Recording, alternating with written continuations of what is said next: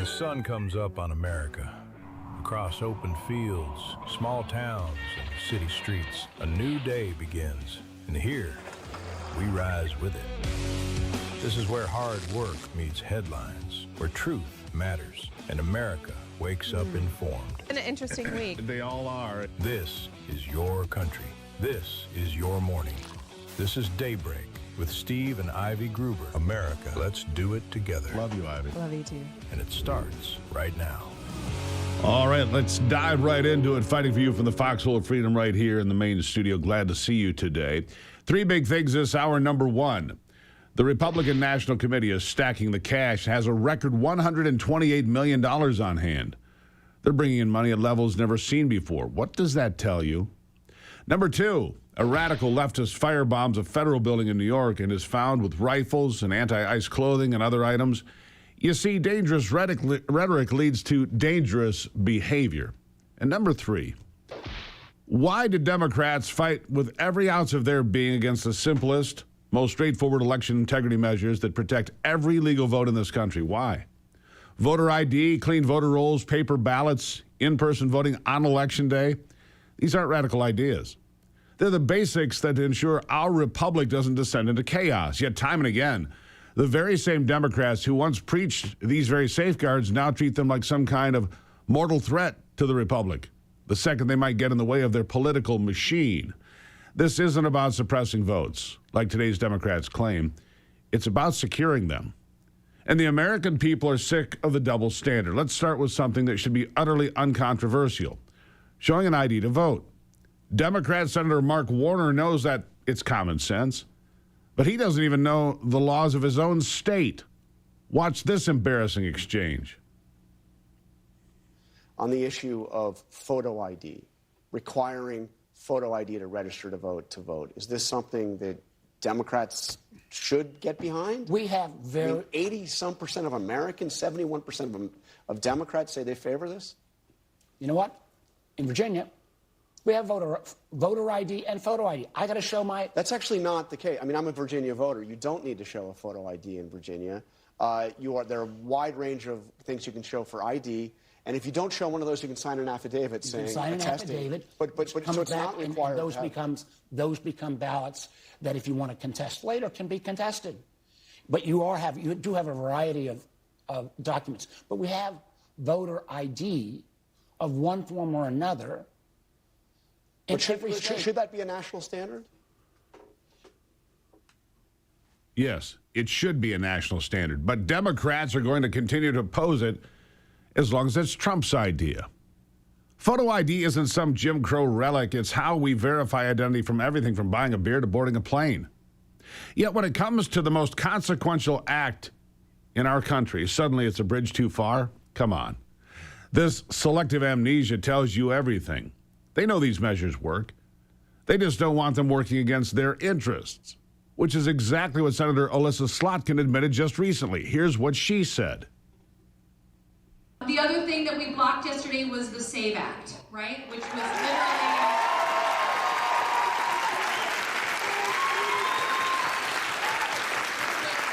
literally allow this administration to rig our democracy so that it would be hard for any Democrat in any state to win any election. And disenfranchise all married women in the meantime, by the way. It just, you have to show your birth certificate at the polls if you have a married name. That's false, by the way. Just another lie from the Democrats. But Slotkin admitting the quiet part out loud. These integrity measures would make it difficult for Democrats to win in many places. Think about that for a second. If basic security and transparency are barriers to victory, what does that say about how they've been operating? It's pretty clear. It suggests their electoral success relies less on persuading voters and more on exploiting loopholes, lax enforcement, and systems ripe for abuse.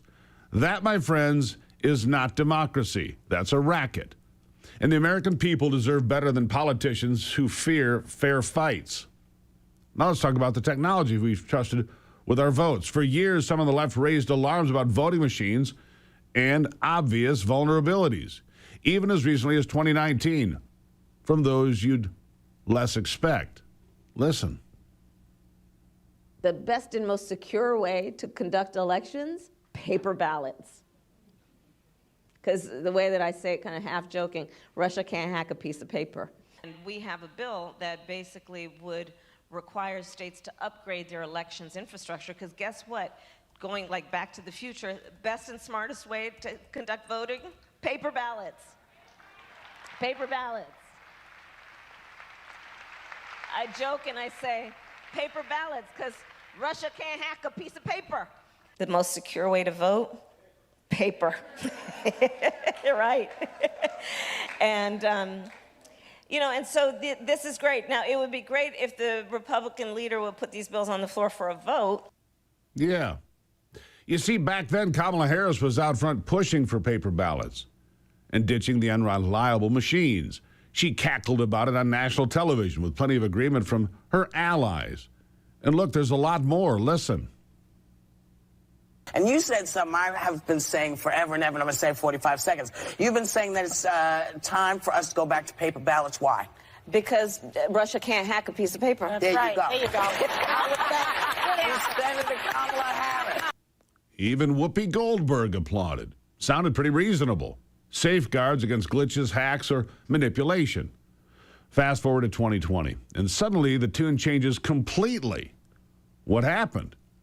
Why did the urgency evaporate once the results aligned with their preferences? This selective concern reeks of opportunism.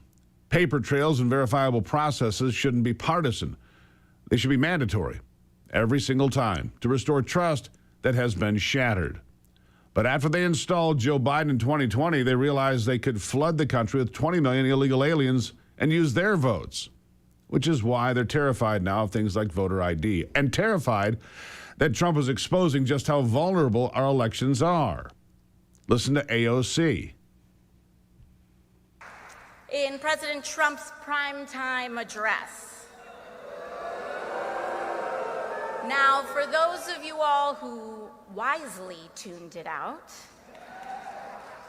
Trump spent most of his speech rehashing the same big, old, tired lie about the 2020 election. The man cannot stand the truth, so he has to manufacture a fiction where he is popular. A fairy tale about America, where the majority of us fear our neighbors, where most of us think that this country is so much smaller than it actually is. But we have to remember that it is just that, fiction, fairy tales, a myth, a story, a lie. That particular series of comments I was able to see in person. Wasn't any better there.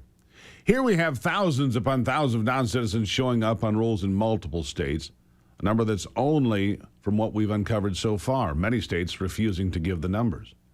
And instead of demanding fixes, we get dismissal. Calling legitimate concerns fictions or myths doesn't make the problem disappear. It just proves they are more interested in protecting questionable registrations than protecting the integrity of your vote and mine. We'll continue to dig after the break. Nice to see you on a Tuesday. This is Daybreak.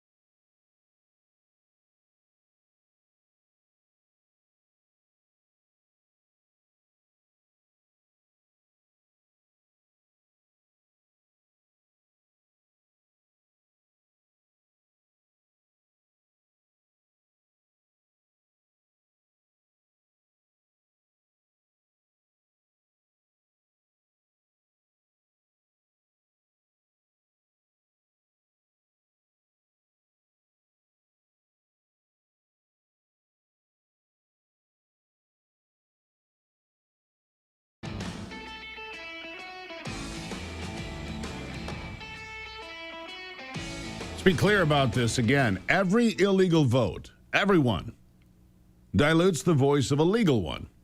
And that's not compassion, it's disenfranchisement of the American people, of the American voter. We need aggressive purging of ineligible names, cross-checks with immigration databases, and real penalties for violations. Anything less invites chaos. This is why voices outside the political bubble keep hammering the same common sense solutions. Listen to this.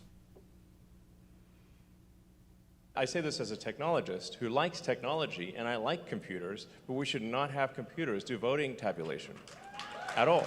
It's far too easy to hack a computer. I know how to hack a computer. And government software is the easiest thing to hack.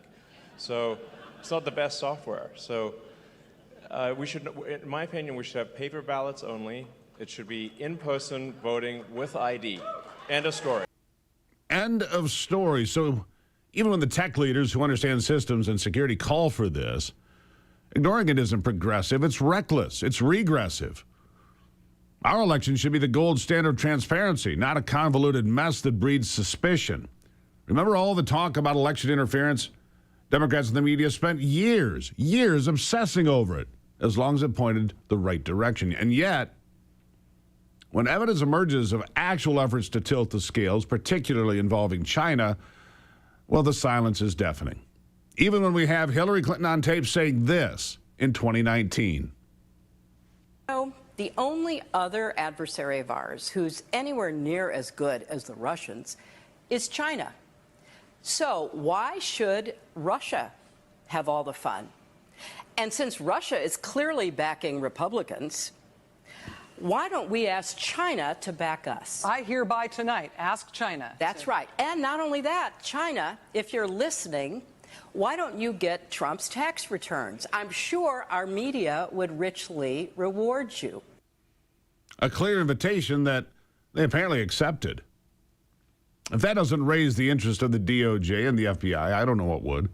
And now we've got declassified documents that reveal CIA emails from November 2020 that show intelligence officials deliberately watering down the president's daily brief to hide any information on Chinese election influence operations.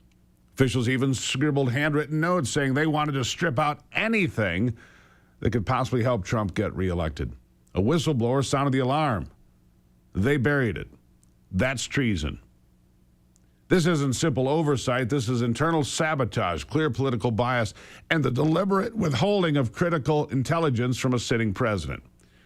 That kind of coordinated action demands real accountability at the highest levels. So where are the arrests? Where are the arrests? Here was FBI Director Kash Patel promising a slew of them all the way back in April. Listen. We are working with our Department of Justice partners, and I am never going to let this go, because they not only have personally attacked the presidency of the United States and President Trump, but they tried to thwart our elections and rig the entire system. And that is not something that is going to stop on it. That is not something I'm going to allow on my watch. Right. But you just have to remember, they built this disease temple over 20 and 30 years. We've got all the evidence. I can announce on your show that we've got all the information we need. We're working with our prosecutors at the Department of Justice and their Attorney General Todd Blanche, and we are going to be making arrests, and it's coming, and I promise you, it's coming soon. Well, when? Patel has been unequivocal. The system was targeted, and justice is coming. But here's the million-dollar question that every American that has common sense is asking. Why haven't the arrests happened? Where is the FBI? Where is the DOJ? With evidence of manipulated intelligence briefings, suppressed warnings about foreign influence, and clear political bias in agencies that are supposed to serve the Constitution, not one political party, the American people have waited long enough. The two-tiered system of justice has poisoned public faith. If average citizens face prosecution for far less, those in positions of power who allegedly interfered in the sacred democratic process must face the same scrutiny. The rule of law either applies to everyone or it applies to no one. Look, this fight isn't about relitigating the past for revenge. It's about securing our future. We want elections where the winner is decided by we the people, not by loopholes, foreign actors, or bureaucratic gamesmanship. Democrats can keep clutching their pearls and screaming threat to democracy every time we propose basic safeguards, but the American people aren't buying it anymore. They've seen the hypocrisy. They've lived through the doubt, and they're demanding better. To every elected official listening, do your damn job. Pass the reforms, enforce the laws, restore trust. To the deep state holdouts and the agencies, your days of operating in the shadows without consequences are numbered. At least I hope so. The people are watching. And we're doing something about it, I hope. Kash Patel, do your job. All of you, do your jobs. And that's the monologue for today. For 250 years, the promise of America has been the freedom to build something of your own. And for millions of people and families, that dream, of course, begins with owning a home. But in the blink of an eye, that American dream can turn to a nightmare. With just some public information and a forged signature, criminals can legally transfer your home ownership into their name. And getting it back? Well, months, even years. Thousands in legal fees just to reclaim what was already yours. That's what we trust and why we trust the experts at Home Title Lock. With 24/7 title monitoring, urgent alerts, and a 100% fraud restoration success rate, they fight for property owners and their loved ones against this growing crime. And to celebrate America's 250th birthday, they're giving you, my audience, 25% off up to 2 years in title fraud protection. That's over $100 in savings and peace of mind, plus a free title history report to ensure you're not already a victim. Use my promo code, Gruber25, at HometitleLock.com and get protected today. Gruber25 at HometitleLock.com. Get protected today. You'll be glad you did. A lot coming up in this hour, including a look at the economy, Trump accounts, how they can affect you, what's good, what's bad, what's the price of gas and oil, how's it impacting the average American family. All of that's still to come. Nice to see you on a Tuesday. This is Daybreak.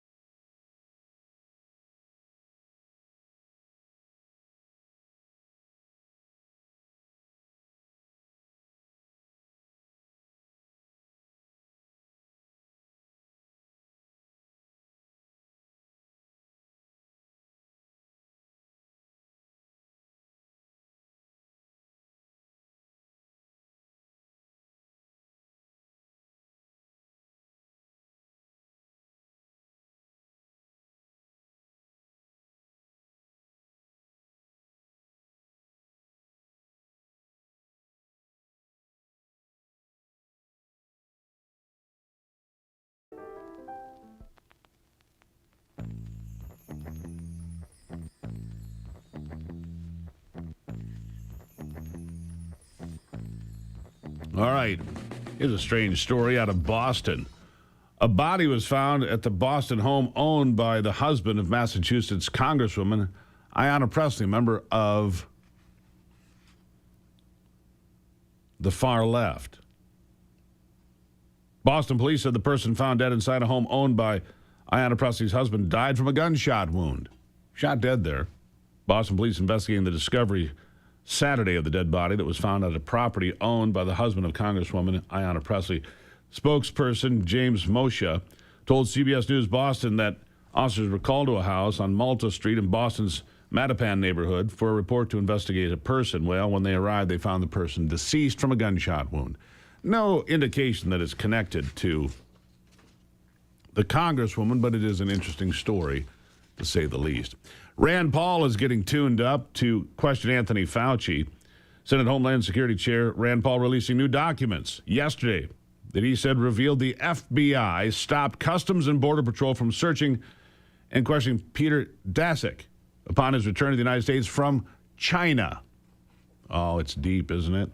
The latest documents come just over a week before the former National Institute of Allergy and Infectious Disease Director Dr. Anthony Fauci is in front of a panel on whether he lied to Congress during the pandemic about whether his office has funded gain-of-function research at the Wuhan Institute of Virology in China.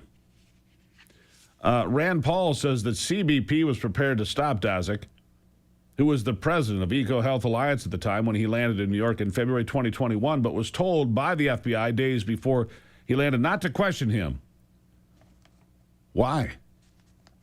The inspection never took place, by the way. CBP reportedly expected to ask Daszak about his contacts at the Wuhan lab, whether he collected or transported biological samples, and what happened during his trip to China, but he was blocked. February 21. In the early days of the Biden administration. Why? Oh, I can't wait for Rand Paul to tangle with Anthony Fauci. It's coming up, I think, next week. That'll be must-watch TV, won't it? Fun stuff for the entire family. Gather the boys and girls around. Let's watch some TV. I'll take a break and be back on Daybreak. What about these Canadian wildfires? Intentional? Reckless? We'll talk about it.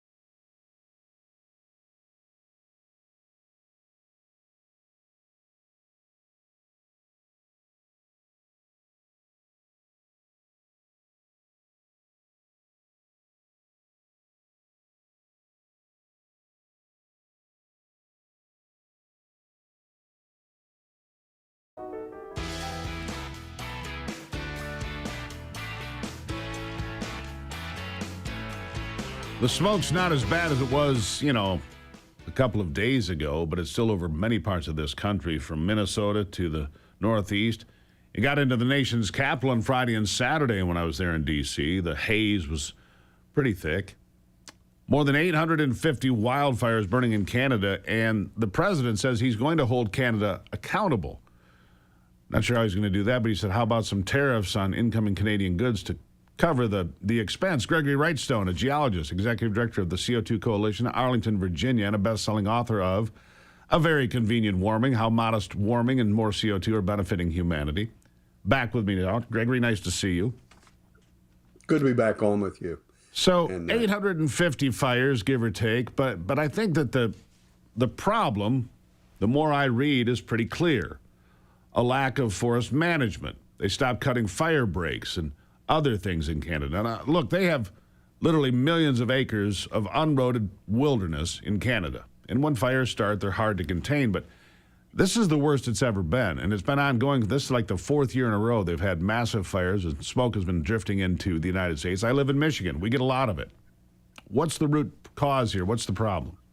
Well, forgive me, but it's not the worst it has ever been. It's Fair. we've had, okay, and if we look at, I'm looking right here at a 1912 article from the New York Times. They're one of the headlines. It was really bad in 1910. Going back to July 7th of 1780, was they documented that was probably the worst ever. It was called the Black Day. It was so dark at midday in Boston and New York City, they turned the headlights on. You couldn't see, completely black. This has been going on for centuries, probably thousands of years. They have large fires in Canada. Every year. It fluctuates. Some years are good with fewer fires, and some years are bad with more fires. And that's largely driven by the rainfall. And you might get, if you get the rain at the right time, it gets green, things can't burn as much. If it's a dry season, in Canada, the biggest fire seasons are June, July, and August. In Manitoba and Alberta, interestingly, it's May. And that's because the grasses are dried out by May and the rains haven't started yet. But again, this has been going on for probably thousands of years. The other thing is Donald Trump, he doesn't let the facts get in the way of a good story. And he did that here. This is the pot calling the kettle black. He needs to look at our own, tell Doug Burgum to solve our problem before he lectures our neighbors. We have just exactly the same and maybe worse problem here in the United States. Take a look at the fires right now raging in the states of Washington and Oregon and Northern California. Well, this goes back decades, Gregory. This problem with forest management in the United States goes back decades because there was a policy for decades of let it burn, right? They stopped fighting fires. For a while, for decades, they fought every single fire, tooth and nail. Then they said, let it burn. And well, then you've got the Yellowstone fire of 1989 and other big fires. That was 1.1 million acres. So every time we try to play God, we lose. That's the truth, right? Go ahead. Mm-hmm. Well, I don't blame Donald Trump for playing politics with it. He knows that a lot of people are angry about it, so he made a comment or two. But can we really control, and I've made the point, millions of acres of roadless land in Canada. Once those fires start because of a dry year, how do you really combat that? 850 fires, most of them caused by lightning strikes and things of that nature. I mean, what do you do about it? Yeah, well, technically, according to the Canadian Fire Service, about 50% of the fires are caused by lightning. The other are human caused by various means. A significant percentage of those Canadian fires are intentionally set, arson, many of them by Native Americans in Canada. In Manitoba and Alberta, the first people they hire, they're mandated to hire Native Americans first to fight fires. And there aren't many good paying jobs in Manitoba and Alberta. And so I guess it's like job security for some of these people. Wow. And yeah, back in 1983 or 2023 was a bad year for fires. We saw some of the same things coming up with the smoke in 2023 a few years ago. And they arrested a dozen or 15 of these Native Americans that were setting fires. They wanted to make some money and get a job. And so they were arrested and prosecuted. And so we've got to look at that. Other human causes, there are a lot of things that can throw off sparks. A chain dragging behind a pickup truck, or, an engine that backfires, whatever. Cigarettes, right? Yeah. And things like that. But if you look in the United States too, you were saying they have a lack of access to get back to fight the fires. We saw the same thing here starting in the 80s under Bill Clinton, where they remember the old growth forest, the spotted Yeah. owl, and they stopped logging in the national forests. And we had logging trails that the firefighters could use to get heavy equipment where they wanted it. Well, we stopped logging in the early 80s, and now all those roads, the logging roads, have grown up or are impassable. And the only way to get in to fight these fires is by airdrop, which is dangerous and not very effective as much as having the big equipment there. Yeah. And so we did that. Again, this is self-inflicted wounds that we've got. What Donald Trump could do, we need to open up our federal lands for logging and timbering once again. That would help a lot. We need to do prescribed burns in the right time of year to clear out the undergrowth. And if we look in Canada, the Indians, the Native Americans, have been setting fires intentionally for probably thousands of years. Well, we know they. I want to point to another fire, the fires in California last year, Malibu, and where all those homes burned. You speak of the natives. The natives of California used to winter on the beach because they knew fires would come. And so they didn't winter in the forest because they knew that was not a good idea. And you're right about fires. The biggest fire in my home state of Michigan happened in 1881. 1 million acres burned in just one day, called the Thumb Fire. It's easy to look up. And we're going to have another one here in Michigan. I've been telling you this for a while because we had a massive ice storm, a once-in-a-century ice storm, early 2025. The forests are busted up and broken, and all over the forest floor is a thing called fuel, dry trees and leaves and branches. So, yeah, fire's part of the cycle, and I stand corrected.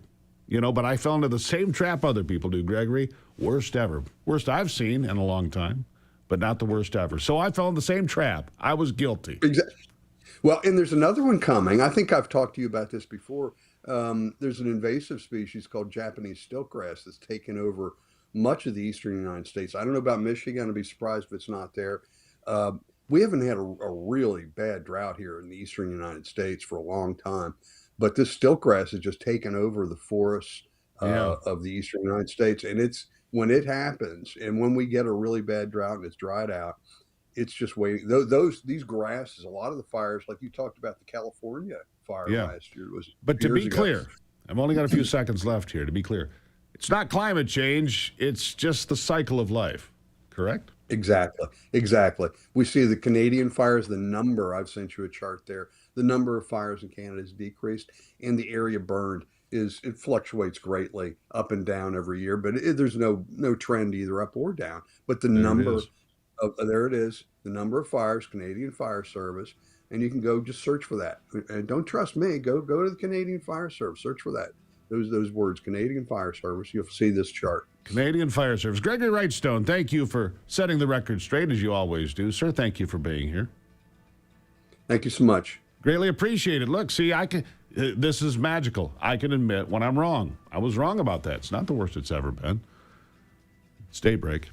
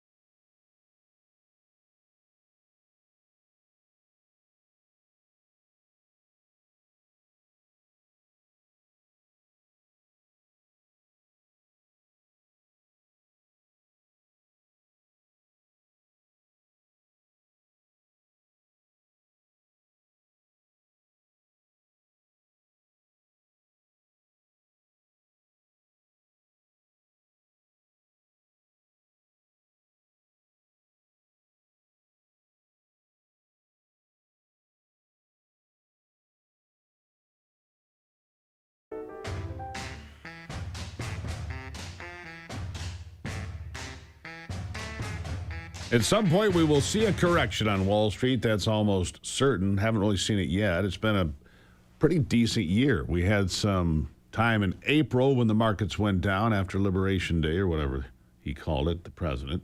But since that time, it's been pretty strong. Joining me is Nick Hopwood from Peak Wealth Management. He's the president and founder of Peak Wealth. Nick, good morning. Good morning, Steve. No lazy money out there today. Let's talk about it. An AI sell-off last week. Look, investors are looking at the expense of these data centers, and they're looking at the companies, and they're saying, does this make sense? All this money you're spending, some investors don't seem to think it makes sense, right? Right. Well, what's interesting is that, GDP growth is, 2.5% right now, which is not great, but it's fine.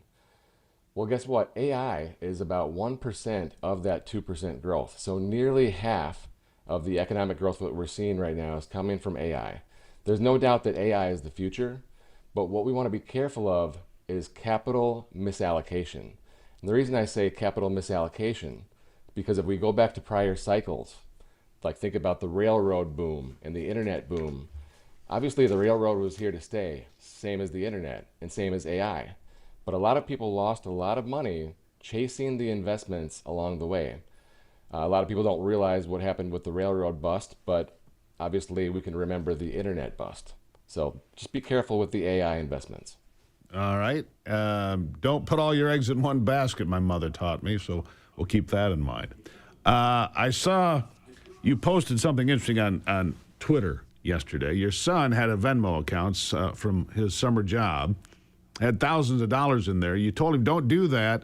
Then he got hacked. Tell us the story, Nick. Yeah, Steve, coincidentally, I found out on Friday that he kept all of his lawn mowing money in the Venmo account. And for those of you who are not familiar, Venmo is intended to be a peer-to-peer payment system, not necessarily a bank account. And so his debit card tied to the Venmo account got hacked. And as a result, hundreds of dollars was stolen. We're still fighting for that money. But the $9,000 balance that he had was frozen. And that was where, as a dad, I went to bat for him. And so, you end up calling India, and they're very nice, but they just can't help. Luckily, we found a backdoor way to get the money out. And so here's my public service announcement. Do not keep a Venmo balance. When someone sends you money on Venmo, send it to your bank. That's it. Just pass through and be done with it. Don't let it sit there. You got roasted a little bit on Twitter for your kid getting hacked for $9,000. Yeah, apparently I'm a bad dad. And what kind of CFP would allow his kid to keep a Venmo balance? That sort of thing. All right, so don't keep your money in Venmo, but do put your money into Trump accounts. Shifting gears to that, we talked about it last week, but the numbers are remarkable. You can put in $10, $25 a week, and over time, it becomes something really significant, doesn't it? Yeah, real quick, if you do $5,000 a year, that's $90,000 for 18 years. It could grow to be over $7 million at age 65. And a lot of you might be eye rolling, but the math is the math. But let's also think about what we talked about last week. People can't retire because they have student loans. We have housing affordability issues. We have the lowest confidence level heading into retirement in 10 years. For those of you that have the means, fund a Trump account for your child, for your grandchild, and maybe they won't have these type of issues that other Americans are facing. Yeah, good idea. I think that student loans are a scam, by the way, but it's a conversation for a different day. But please be careful with student loans. People tell us they're counting on consulting in retirement. What does that mean? Well, Steve, if you come to me for retirement planning, oftentimes you'll say, hey, I want to retire at 65 or 62 or maybe 59 and a half. And we might model out that retirement plan, and it doesn't look so nice with the early retirement date. And then most people will say, well, I can do some consulting in retirement from 62 to 65. How does that look? And guess what? It helps a lot. But the problem is, many people have the best intentions of doing this work in semi-retirement, And I'm not talking about the Walmart greeter here. I'm talking about a real consulting gig, right? Where you can make, thousands of dollars to supplement your retirement income.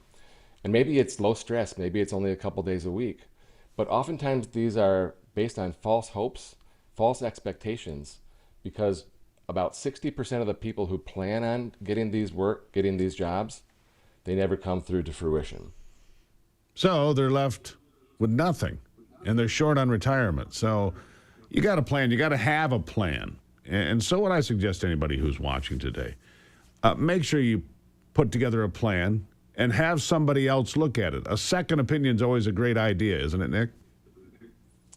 Absolutely. Second opinion, you're going to do that for your medical problem. Let's do it for your financial questions too. Yeah. So you offer a free analysis of Social Security, for example. Should you take a Social Security at 62, 65, 70? So many variables there, right? Yeah, absolutely. That's one of the biggest questions that we get. And so that's why we keep offering the QR code, as you say here, because with Social Security, it's one of the biggest decisions that you'll make with respect to retirement. Yeah. You can find out more by clicking the QR code with my friend Nick. Don't keep your money in a Venmo account. He'll tell you that. But make sure you look at your assets and how your retirement games out. He'll game it for you. Nick, always good to see you. Thank you for being here. Thank you, Steve. All right, greatly appreciate it. PeakWM.com. By the way, if you want to just go ahead and get online and check it out, PeakWM.com. And you can find out more with Nick. And he's a great guy to have a second opinion with. He's been doing it for years and very successfully. All right, we're going to take a break. Remember, you can email me. What are your questions about what's going on in the world? Go to SteveGruber.com. Send me an email. I read them all. I don't respond to all of them, a few of them. Sometimes they make me laugh. Sometimes they irritate me a little bit. That's all right. I read them all anyway. Good to see you this morning on Daybreak. Back after this.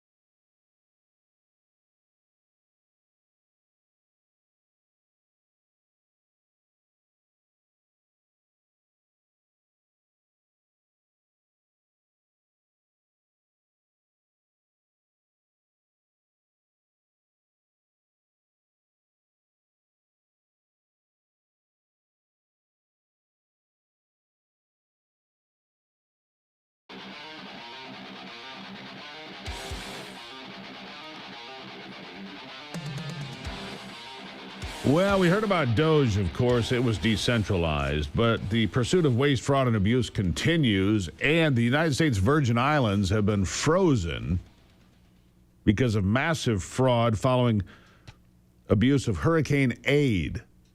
Yeah, people thieving from the hurricane fund. Can you imagine people stealing from a hurricane fund, government money coming in, and it's not on the up and up? I personally am shocked. I'm sure you are too.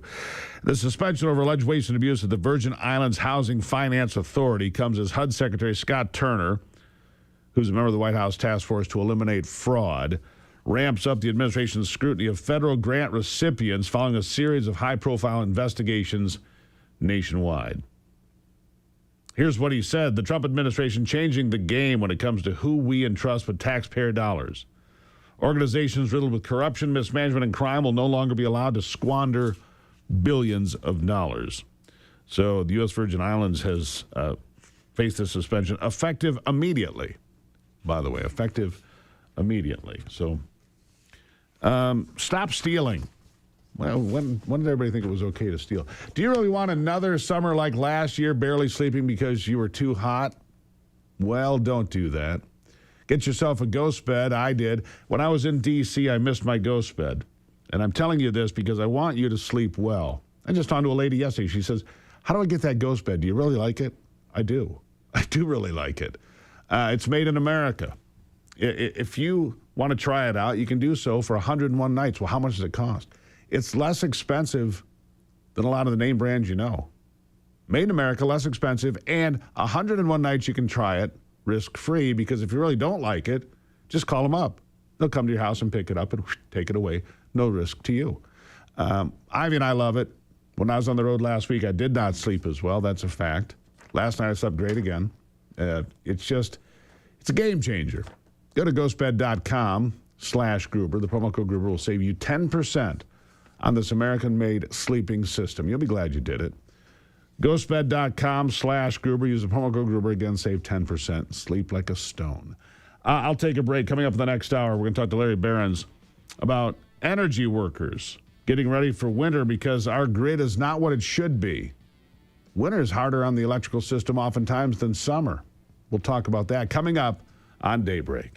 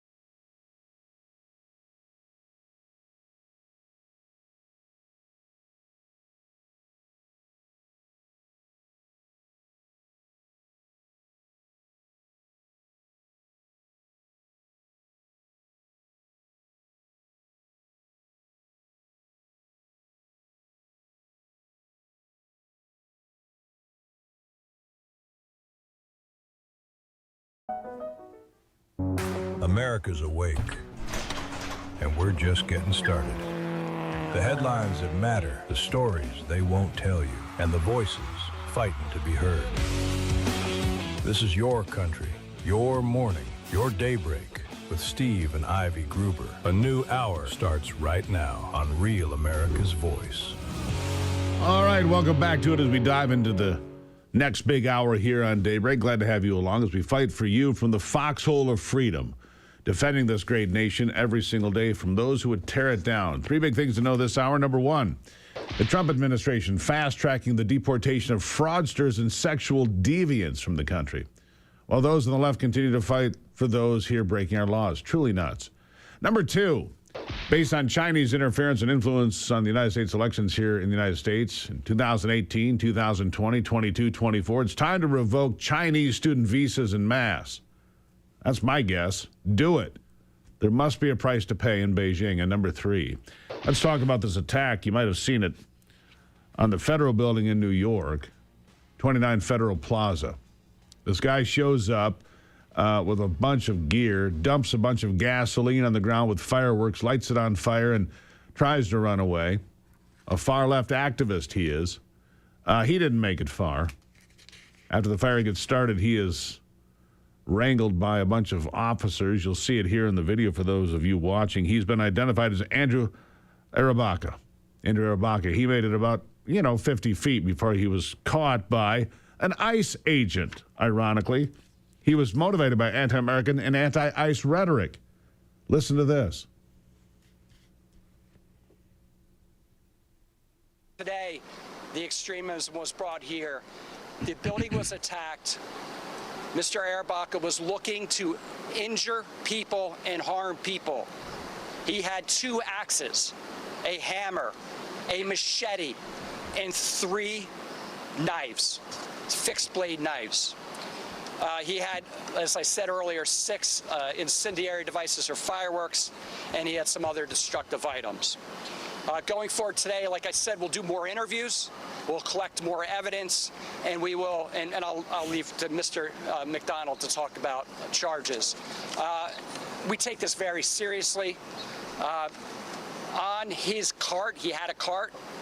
He had anti-ICE literature on it. When he was being arrested, he yelled derogatory terms to ICE, used bad words, obviously. He is an anti-American, anti-government extremist. We know that from what he said. We know that from what he said and clearly from what he did. An anti-ICE activist trying to set fire to 29 Federal Plaza in New York City. So you've got people like AOC, who I watched over the weekend at a rally with Abdul El Sayed, another anti-ICE activist. Bernie Sanders, another one. Another Democrat running for Congress here, another one. When you gin up and amp up the attacks verbally on ICE, what do you think the end result's going to be? This is what you're going to see. Violence against government agencies and law enforcement. This has been ginned up, and this is a predictable result of all that bad behavior. In fact, here's a little bit more. No question, he had a clear agenda. Listen to this. Subdue him and take him into federal custody. On the scene was recovered, among other things, 2 airsoft rifles and the container with the flammable liquid. Also affixed to the suspect's cart was a sign reading "ICE off our streets." During the incident, the suspect was wearing a military-style helmet. This incident occurred along federal property, and the NYPD is supporting the federal government in their investigations. Charges are yet to be filed. Our work with the Joint Terrorism Task Force and the Southern District of New York is critical to keeping our city safe, and I commend the federal agents and contractors and officers who responded to the threat. Of course, those on the left blame Donald Trump. It's Trump's fault. That a violent left-wing activist sets fire at 29 Federal Plaza. I saw it on CNN. I couldn't believe it. Scott Jennings tears him apart, as he should. and just says, really? You're going to blame Donald Trump for an activist, a radical, violent activist setting fire to a federal building in New York with his anti-ICE literature and his anti-ICE shirts and clothing and all the things that he said when he was arrested, as you just heard. Tom Homan was at the White House yesterday. He was asked about this. As you can imagine, he was not terribly impressed. Listen. I appreciate the comments from Mandami and Jeffries, but too little, too late. They spent a year attacking ICE, comparing ICE. So let's abolish ICE because they're fascists. ICE are Nazis. ICE are racist. ICE is a secret police. ICE isn't a real law enforcement agency. Fail to comply with ICE. I see the signs every protest resist.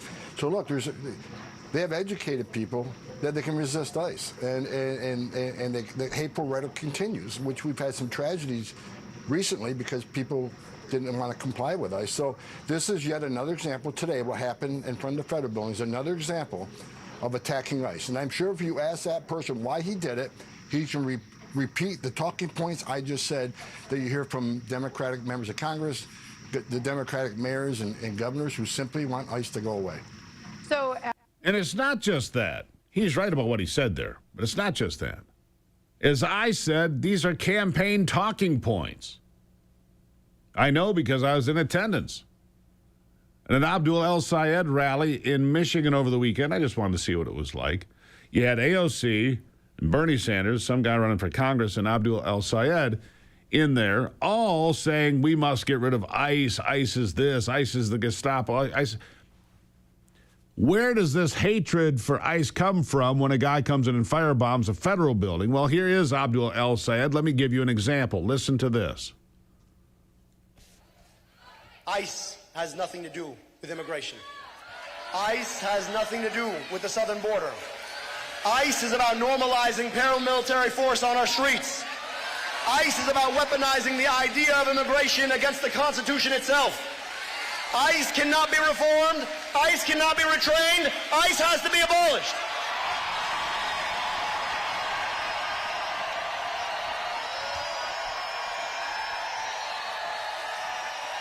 You're not getting another dime of our money.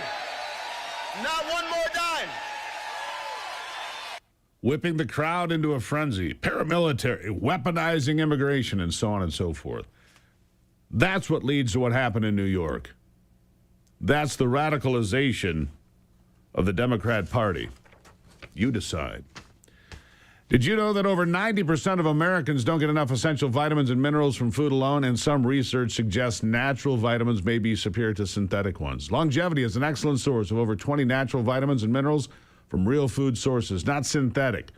Longevity is a complete nutritional support shake that gives you everything you need to age well. We use it right here in the house. We love it. Anthony loves it. We all love it. Longevity is great. Ivy's taken to making a drink with her coffee using Longevity. It's her latest thing.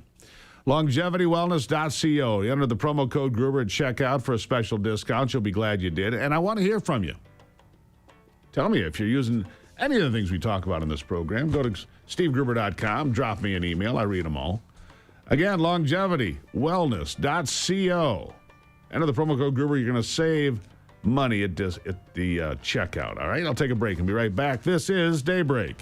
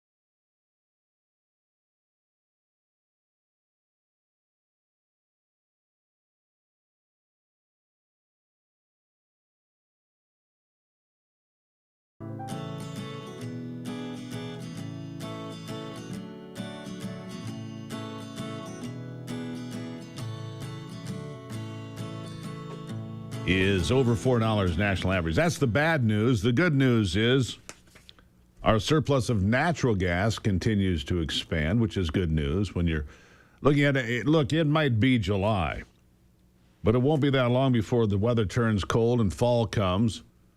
And natural gas is what keeps this country warm and powered. And it's good news because we have more than anybody else. Larry Behrens is energy expert, spokesman for energy advocacy group Power the Future. Larry, good morning. Good morning, Steve. How are you? I'm well. You know, it's funny to sit here.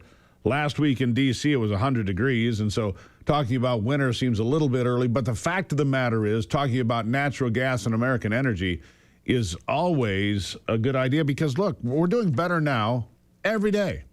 More oil, more natural gas, more opportunities to control our own energy future. And that's really important, Larry, isn't it? It absolutely is. And yeah, natural gas heats about 50 million or more American homes in the winter. And it doesn't just jump out of the ground and head to your furnace instantly when you need it the first night in December when you turn on that furnace.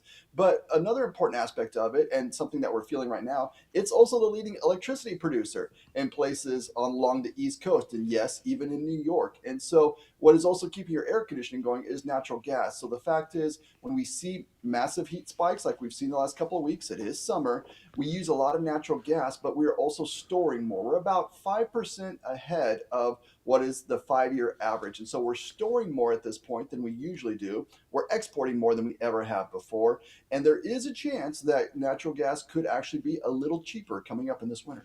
Wouldn't that be something? Because right now, I'm just looking at the numbers here. As of the 3rd of July, a couple weeks ago, we had 185 billion cubic feet, a surplus of 6.6%. We're above the 5-year average by 185 billion cubic feet. The forecast is that it's going to grow. We're producing a new record, over 111 billion cubic feet per day, up from 107 billion cubic feet a year ago. All the numbers are good. Plus, we have the ability to export natural gas to places like Europe, so they're not beholden to Russian gas, which can be volatile, to say the least, right? Absolutely. It's one of those things that I just cringe whenever I see someone from the European Union try to talk down to the United States when it comes to energy. They spend more money last year on Vladimir Putin's energy than they did in aid to Ukraine. So when they say to the United States, you should be doing more, it's like, well, how about you guys just stop giving Vladimir Putin billions of euros a year? Let's start with that, and they can buy our natural gas.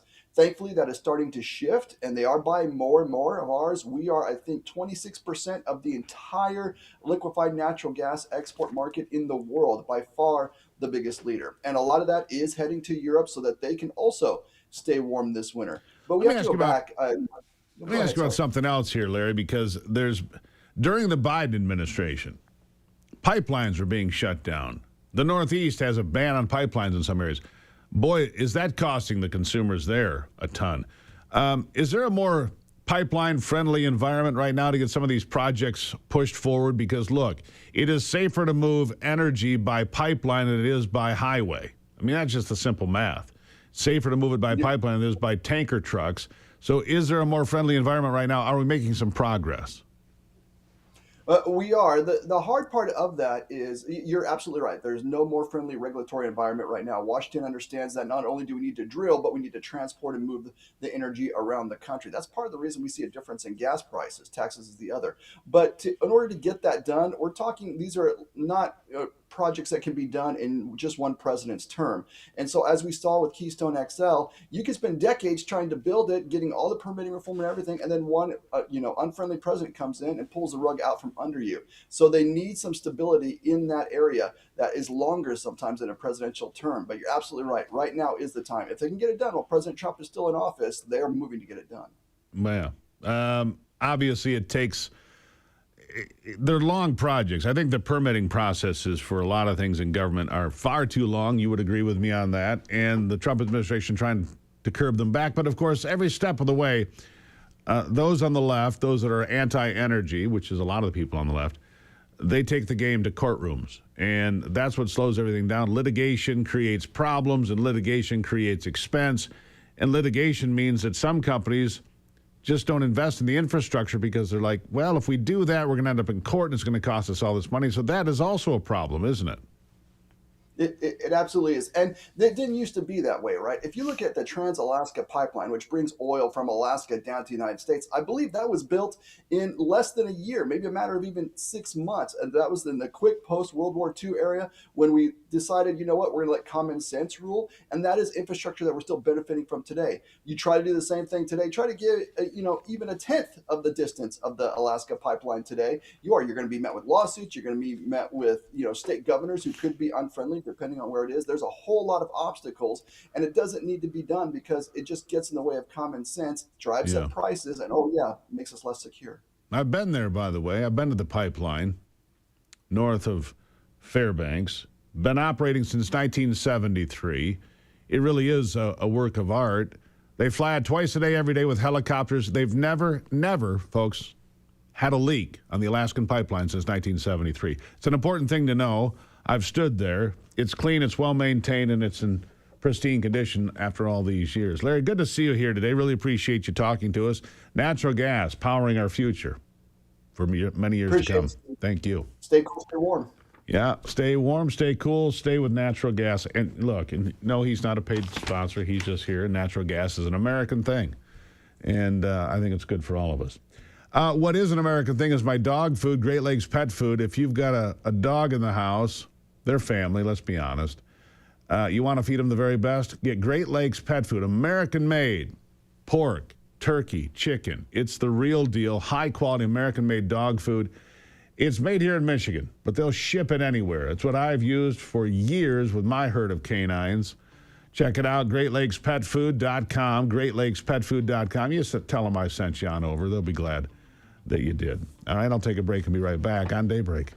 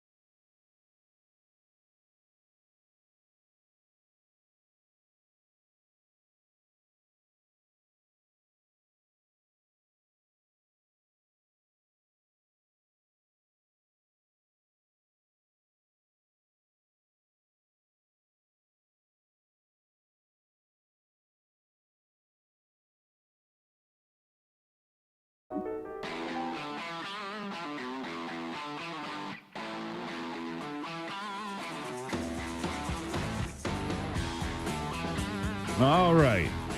As I told you at the top here, the war chest for the Republicans is at an all-time high, $128 million. It's record-setting, $128 million, which means the Republicans are fundraising like they've never done before. The RNC raised $16.7 million in June, so they have a record amount of cash on hand coming into the midterms. $128.5 million cash on hand, the highest month-end total in history.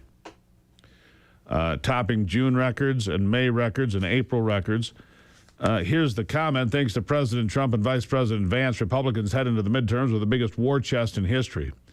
We intend to spend as many dollars as possible supporting our candidates, said RNC Joe Grutters. Grutters argued Republicans remain united, disciplined, and on offense. Well, I find that hard to believe. I find them to be lacking urgency and in need of doing a lot more work in Washington and should not take August off. But that's just me speaking for a few million friends. How about you stay in Washington? I'm glad you've got the money. It's far better than the communist alternative. But stop taking vacations. Stay in Washington, do the work that needs to be done. How about that? How about that? We wouldn't be celebrating America 250 if it wasn't for a strong foundation set by the framers. Hamilton built America's financial foundation on the principle of sound, stable money, a principle later embodied by the gold standard. However, we abandoned that discipline in 1971 and have since seen inflation erode the dollar's value. What is the foundation of your savings? Is it gold or something that can be shaken, disrupted, or devalued? Birch Gold has been helping Americans solidify their savings with gold for the past 15 years. They'll help you convert an existing IRA or 401k into a tax-sheltered IRA in gold. Learn how gold fits into your portfolio by texting my name, by texting America, that is, to the number 989898. You'll receive a free, no-obligation information kit, an A-plus rating with a Better Business Bureau, and countless 5-star reviews. Let Birch Gold help build your foundation with gold. Text America to the number 989898, and you'll get started today. I'll take a break and be back. Nice to see you on a Tuesday. This is Daybreak.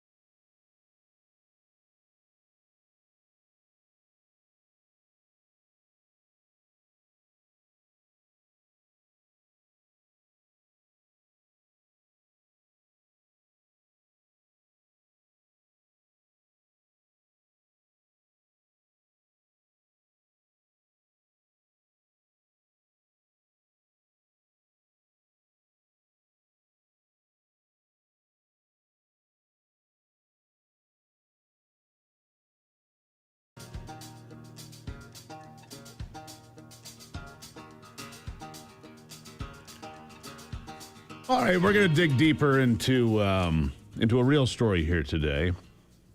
I don't know if it's political. Maybe it is. Maybe it's not. But Ellen Mantell is a patient advocate who's been through 23 surgeries. She's had part of her colon removed, spent years finding the products and routine that allow her to live independently. As you can imagine, there are tremendous challenges. And she's going to join me now. Ellen, nice to see you this morning. Thank you. Good morning. Nice to see you. So you've been through a lot. Thank you for having me. You've been through a lot, to say the least. And we're going to talk a little bit about some of the challenges here, but about changes. But when did this all start for you? Give me a little backstory. I was in my early 40s when I had a hysterectomy, and I developed a very spaghetti-like adhesion, scar tissue, and it strangled my bowel, perforated. I was septic, pancreatitis, peritonitis, damaged many of my organs, and as a result, I began a series of needing surgeries to remove parts of my intestine.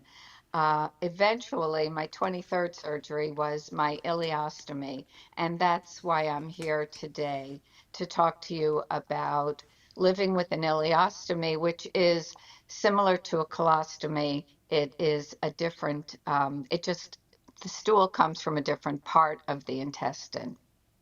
So the reason you're here, though, the reason you're talking to people is that the Centers for Medicare and Medicaid Services, CMS, that's the paying arm of the federal government when it comes to Medicare and Medicaid.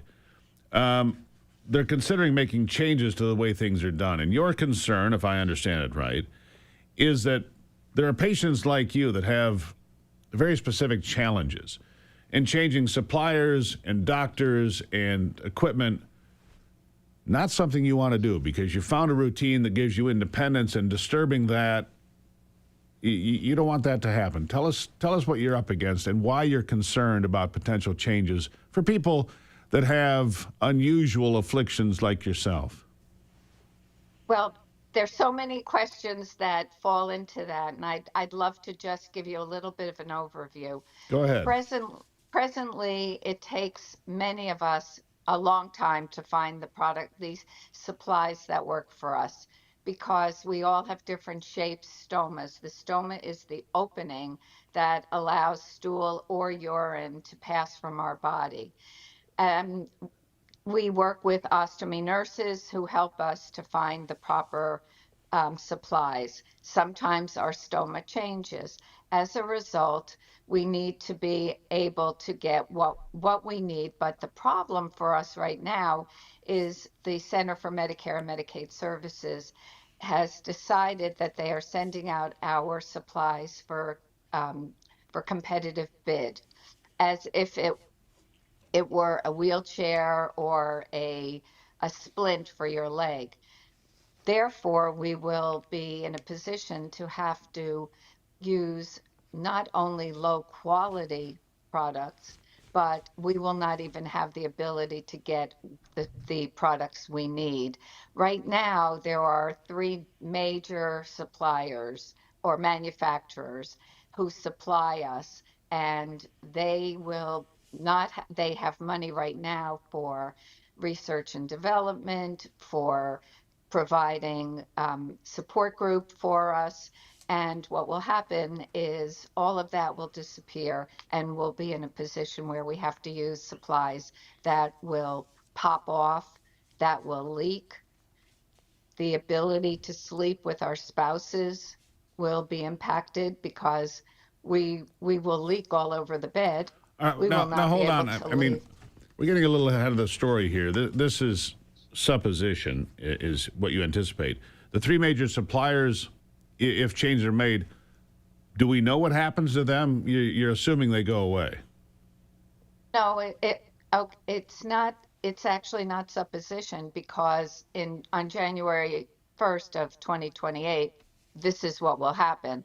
The suppliers, starting with the manufacturers, they will be manufacturing lower quality products because of competitive bidding. Then the suppliers, right now we have close to 800 suppliers in the country, because there are a million of us, and we need supplies every month. When we need our supplies, otherwise we can't leave our bathroom. And when they are not available, because Medicare has cut our ability to get them, we wind up sitting on the sidelines of life, not being able to be part of it. So 1 million people face these challenges every day. That's news to me. I don't know if most people listening, unless you're directly impacted by it, or somebody you know is directly impacted by it, you would be completely unaware of. Here's the other side, Steve, is that it can happen to anyone. Anyone can be diagnosed with cancer. A newborn baby can be born without intestine, diverticulitis.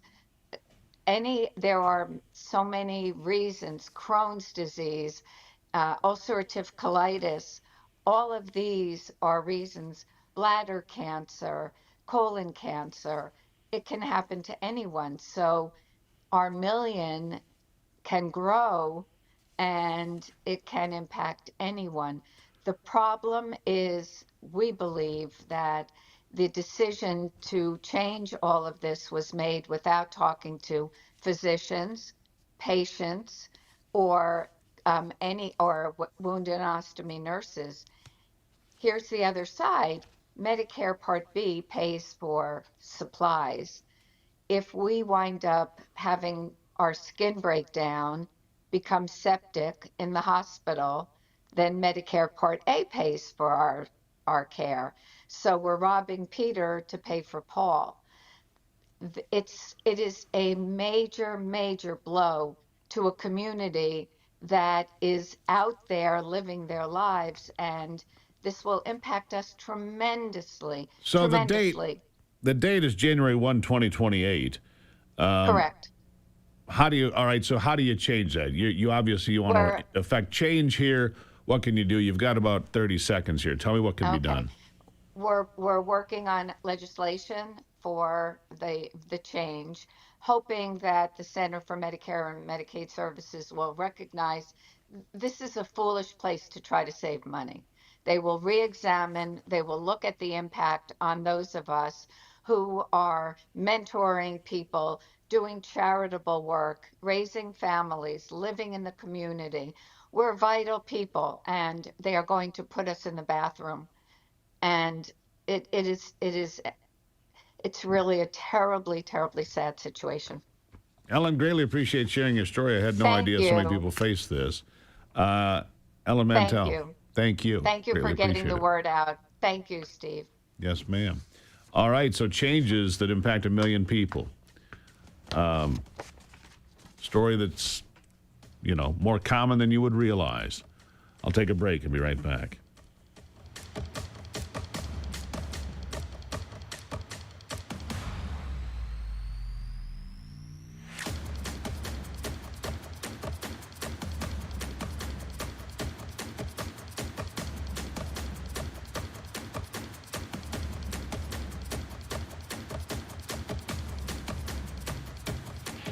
Get ready.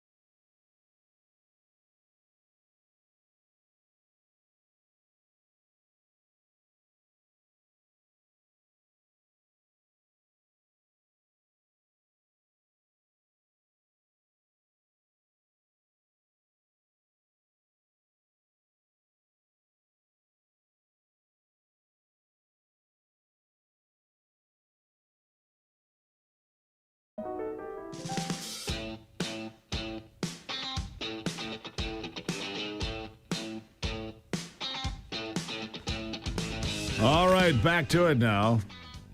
We're going to stay on the health kick here this morning, if that's okay with you, because, well, it's what we're doing anyway. As you know, we talk a lot about what you eat here, what you put into your body, eat real food, try to avoid the chemicals, the dyes, the pesticides, the preservatives, the nonsense. And I think you live a better life. It's why we have gardens here. It's why we hunt. Free-range organic red meat. We don't want all the additives in the garbage. Zen Honeycutt is the founding executive director of Moms Across America. I think she feels the same way. Zen, good morning. Good morning. Thank you so much, Steve. And that's a great point. Yeah, as much as you can, grow your own food. At least support your local farmers. Absolutely. Support local, buy small. We bought a quarter beef here recently from a guy I know well. It is fabulous, by the way. And it's less expensive to do it that. Yes, you have to more money up front, but it's less expensive than going to the store. And I know where it came from. I know how it was raised, how it was treated, how it was processed, all of it.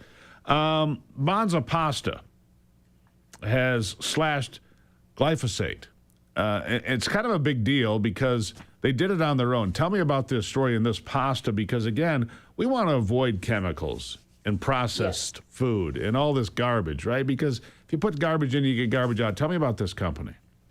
Yeah, so a year ago, Moms Across America got funding from Centner Wellness and our Moms Across America supporters to test gluten-free food. You know, a lot of people now are showing up with gluten intolerances. This is primarily because of glyphosate.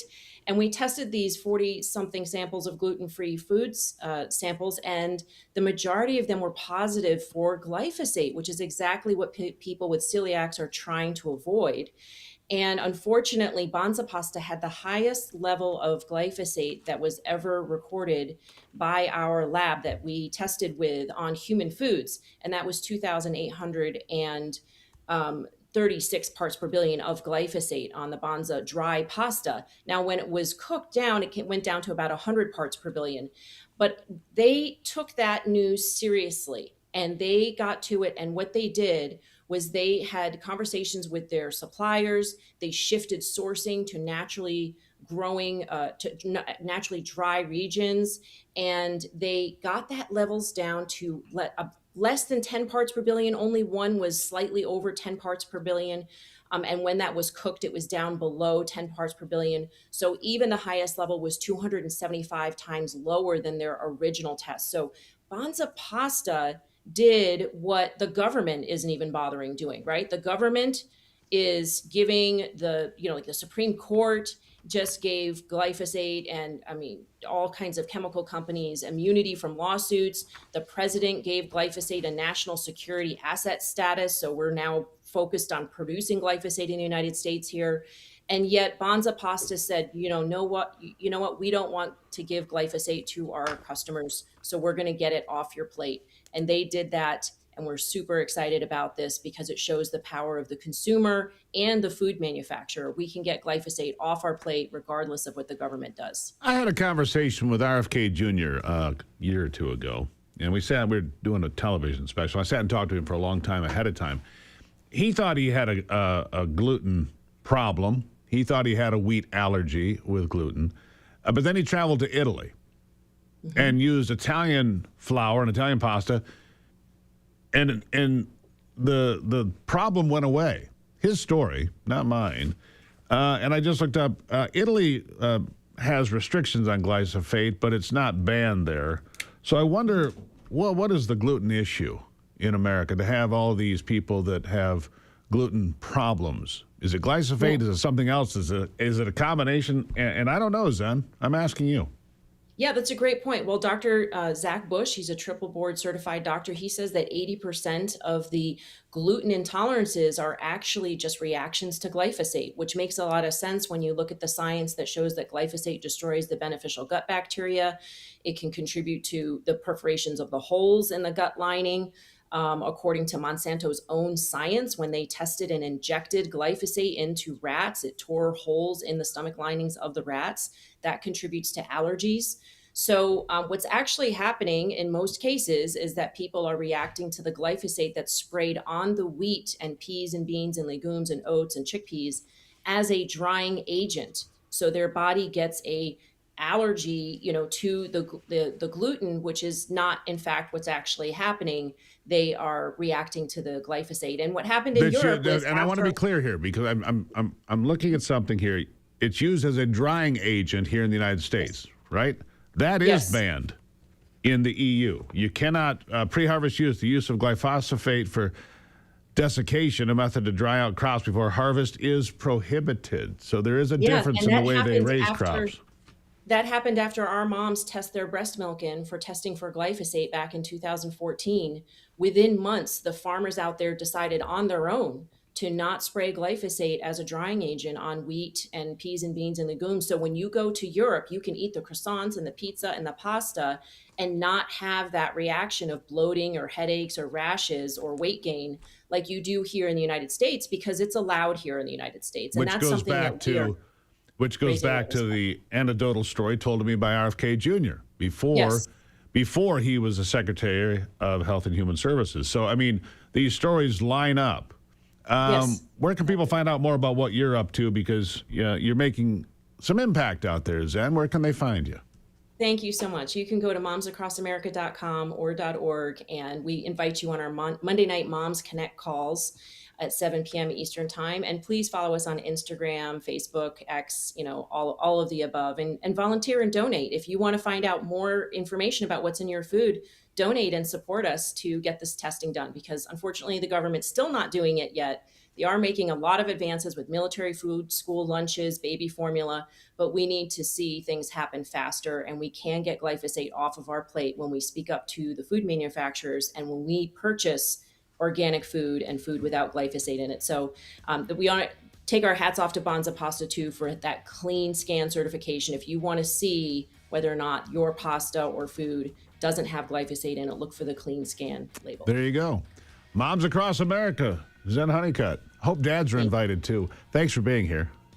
Yes, dads are invited too. Just checking. We got sports with Brock after this.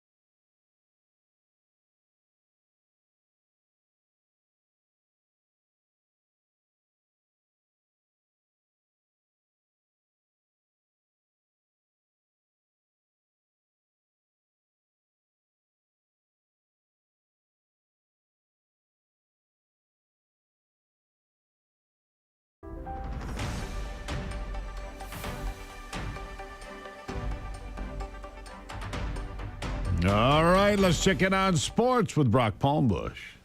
With a look at sports, I'm Brock Palmbush. A full schedule in Major League Baseball last night. American League winners included the New York Yankees, Detroit, and Seattle. National League winners included Atlanta, Philadelphia, and Milwaukee. Boston defeated Baltimore 6-5 on Caleb Durbin's solo home run in the 8th inning. It's Boston's 14th straight win. On the same day that the University of Michigan released a summary of an independent investigation into its athletic department, the school announced that longtime athletic director Ward Manuel will step down at the end of the year. Manuel, a U of M alum, has been the AD at Michigan for more than 10 years. He oversaw national championships in several sports during his tenure, but multiple legal issues involving football, men's basketball, and hockey soured the success on the playing field. 4 games in the WNBA last night. Winners were New York, Washington, Las Vegas, and Minnesota. That's a look at sports. Back to you, Steve. All right, Brock, thank you for that. In case you missed it yesterday, Lindsey Graham's sister, now the senator from South Carolina, says she does, in fact, intend to run for a full term. Senator Darlene Graham, the senator of late Senator Lindsey Graham, outlined her political priorities in an exclusive interview with Hannity on Monday. She announced she would run for a full Senate term. He's worked so hard for so long, I just can't let that die. I've got to step in and carry on his legacy, she said. I know he cared about the people of South Carolina so deeply. He worked so hard for them, and I feel like I can do that. He taught me well. After being appointed by South Carolina Governor Henry McMaster last week to serve out the rest of her late brother's Senate term, Graham announced Monday she will run for a full 6-year term. She's the first U.S. senator from South Carolina to be a woman. Tremendous amount of pressure, she says. Graham said that unlike Lindsey, who is passionate about ending the Russia-Ukraine conflict, she plans to focus primarily on domestic issues rather than foreign policy and place greater emphasis on day-to-day concerns of South Carolinians. She says protecting our borders is important, national security, absolutely, but she said domestic issues, the price of groceries, gas, health care, insurance, those kinds of things, that's what I'm worried about, she said. Lindsey Graham died July the 11th at the age of 71. Unbelievable. Anyhow, his sister's going to run for it. There will be a primary coming up. We'll see what happens. We'll see. More Daybreak still ahead. I'll be back.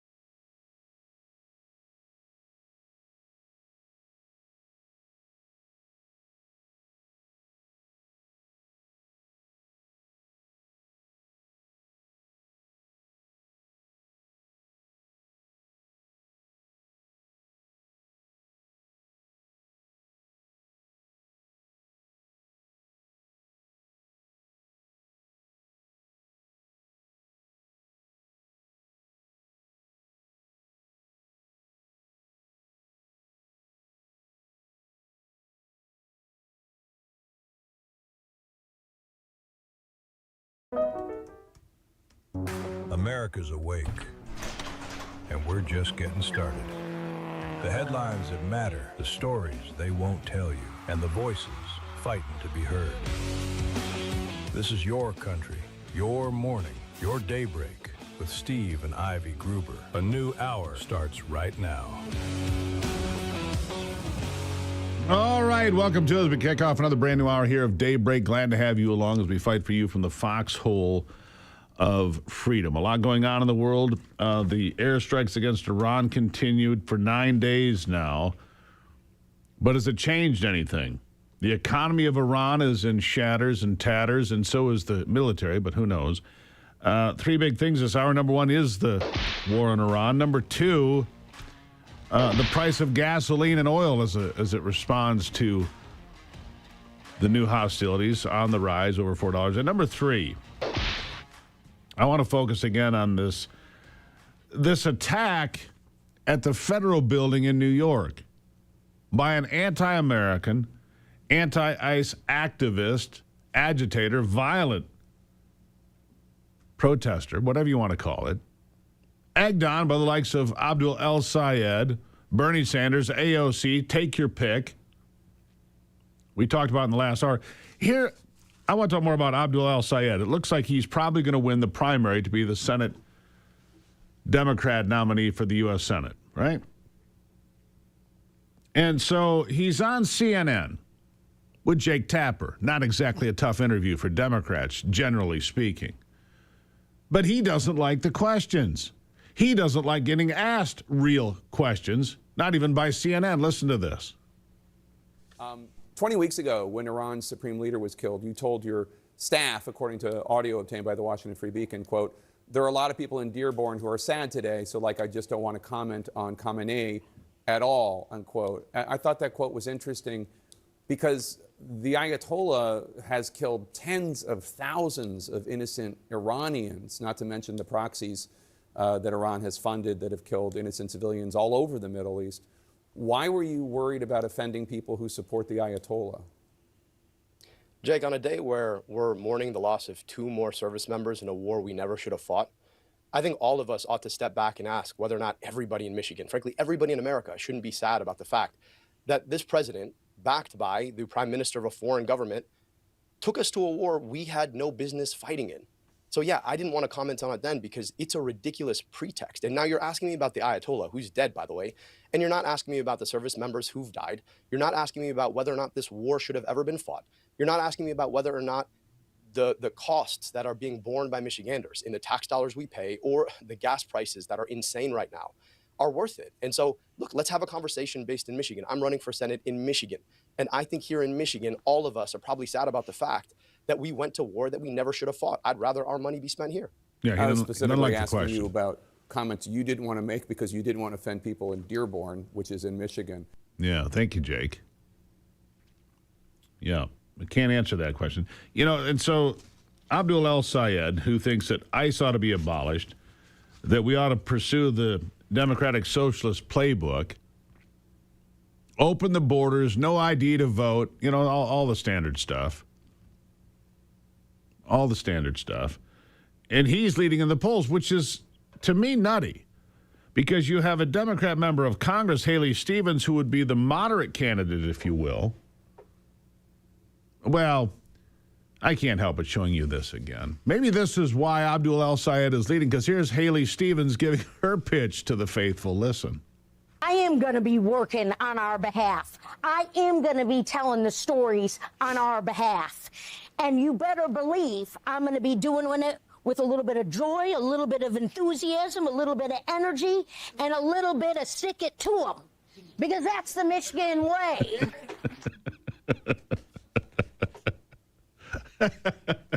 I'm sorry. A little bit of stick it to them, because that's the Michigan way. I have no idea what any of that's about. But I sure do have fun listening to it. In fact, we're just going to keep that on the sound sheet for a while. Because I can hear, you find that quite, is that, did it get your vote, Anthony? It gets me every time. Is that, got your vote? Yeah. Oh, boy. Anyhow, voter fraud. Matt Hall has been the leader in the Michigan House Republicans for a couple of years now, and his focus on election integrity is important. And he was responding to President Trump's speech last Thursday. Now, I am not impressed. I've not seen one firing or one arrest since President Trump's speech on Thursday. If you've got the goods, if this is declassified, who's being held accountable? That's my question. Well, Matt Hall wants to continue to look into it. Here he is. We know about what was reported in Muskegon. I believe it's GPI. This is a firm that was paid a lot of money by Democrats and the Biden campaign to do voter registration. What we saw there was, it was caught in Muskegon. The Attorney General did an investigation, referred it to the FBI. We heard nothing. You saw Rochelle Smith and Jay DeBoyer say, "Hey, we need the FBI to do something here."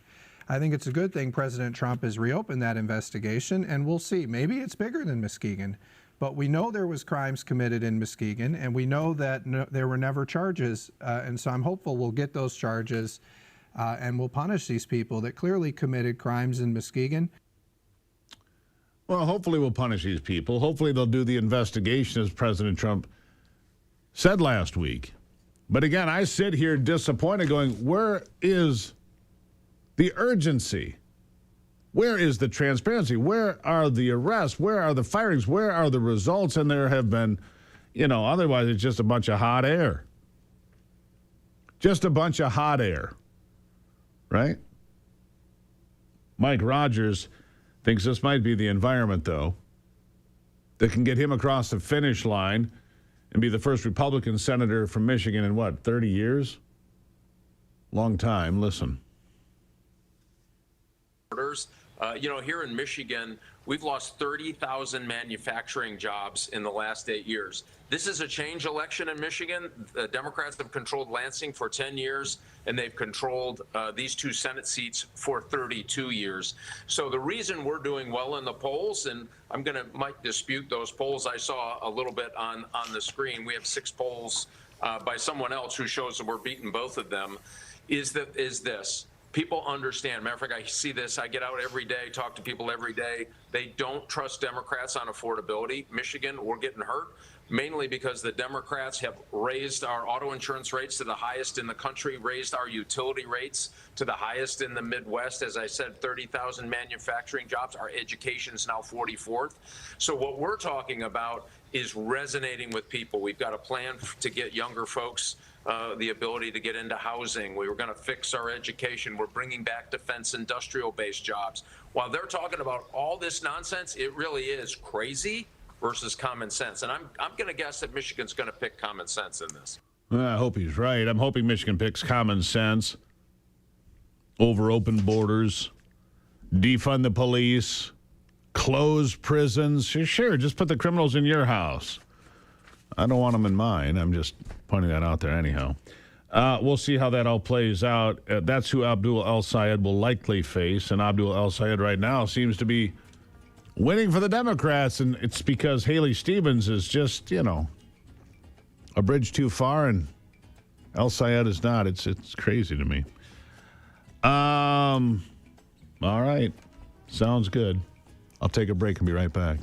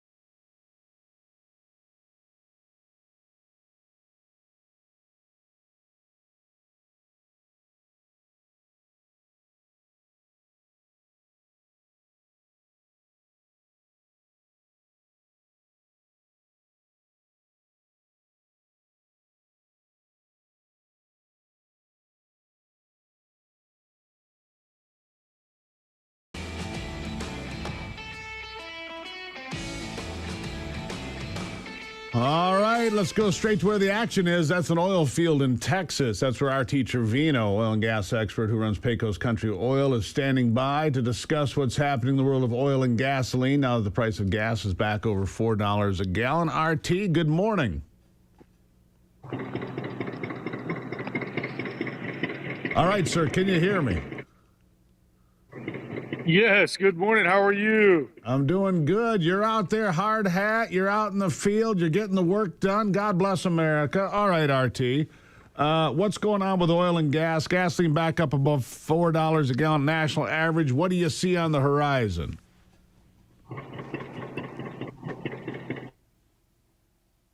Great morning here. And yes, those prices are still getting higher and higher as we go.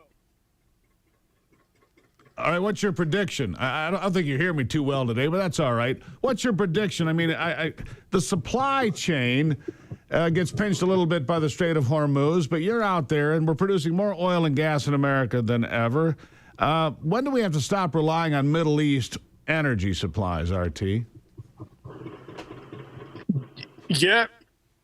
Right now, Steve, what we're looking at in the Middle East is still very uncertain. Unfortunately, this president is still, and I say fortunately, this president is still showing peace through strength during this time. And right now, anyone over here in America, we're just continuing to produce oil the best that we can at affordable and reliable prices. And even though prices are going up, Steve, make no doubt about it, these prices would be even so much more astronomically higher if we were not producing all the oil that we are producing here in America. And the other thing that I have to really just bring home is that the paper price versus the physical price of oil right now is so high. I filled up this morning here in the great state of Texas at $5 a gallon in diesel. And that's because these tankers are really, the price that they are charging the refineries right now is still $25 to $50 higher than the paper price that Wall Street is predicting. And that is something that is very concerning because at some point the price is going to have to basically even out. And where does that even out price come for gasoline, do you think? You know, that's the billion dollar question is, as we continue to produce oil here in America, we will keep these prices down. However, the rest of the world needs this fuel just like we do. And that's why places like California, unfortunately, are so high, is because the Strait of Hormuz affects them greatly. Due to their poor policies in states like California, they're getting all of their oil and refined products from places like China and not from America. Why is that? What we're seeing right now is basically an anti-oil policy in places like California and New York, where they don't want to bring in new pipelines. They don't want to bring in the affordable natural gas. And the West Coast has only 6 or 7 refineries left open, and they're almost all slated to be closed within the next 6 months as well. So due to bad policy in places like California is why those prices only continue to get higher every day. Yeah. Well, RT, you're out there on the job. You can keep after it, my friend. Appreciate you coming in because the more you find, the better off it is for everybody, my friend. Thank you for being here today. Well, thank you for having me, Steve, as always, and talk to you soon, sir. Yes, sir. You got to go to where the action is sometimes. So he was, Anthony's hooking him up, little back, inside baseball here. And I kept hearing this sound. I'm like, it sounds like an old tractor. And I couldn't figure it out. He's at an oil rig, Anthony points out to me, right?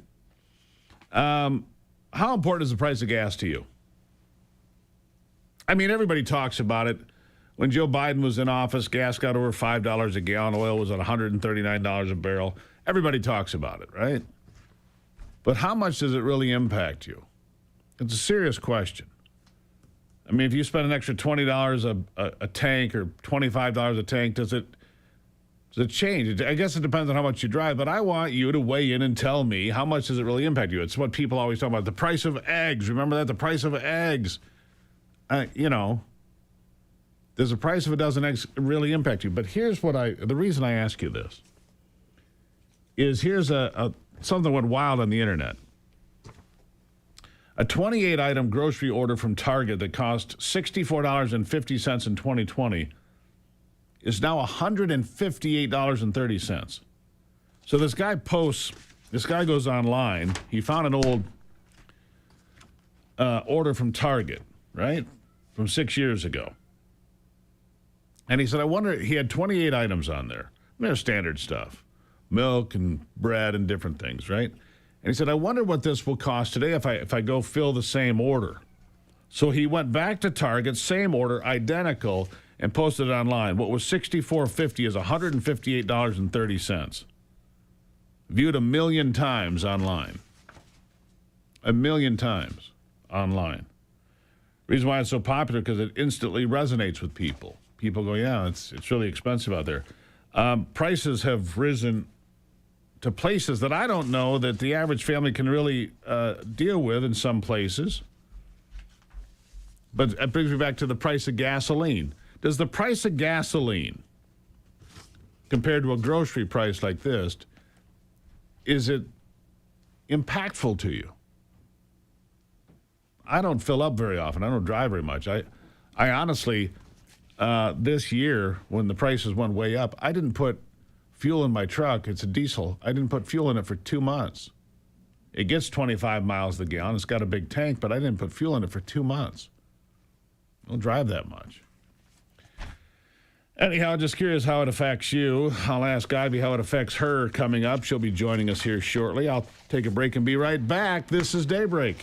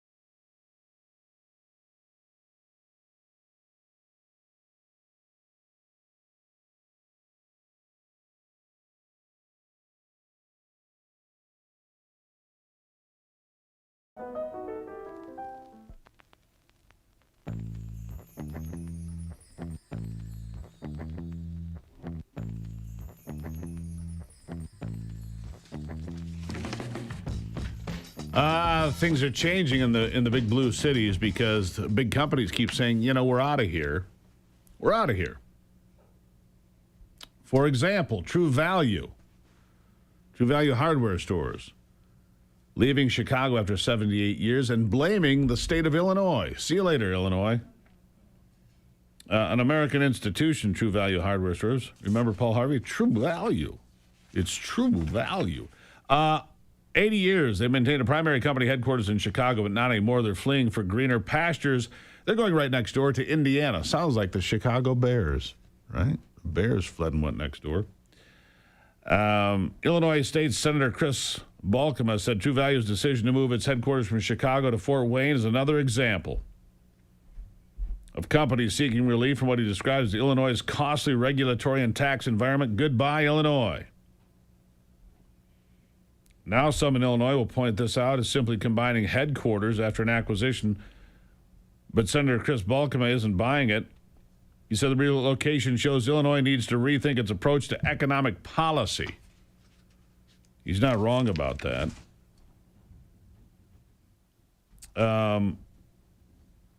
They're doing everything they can to drive people out.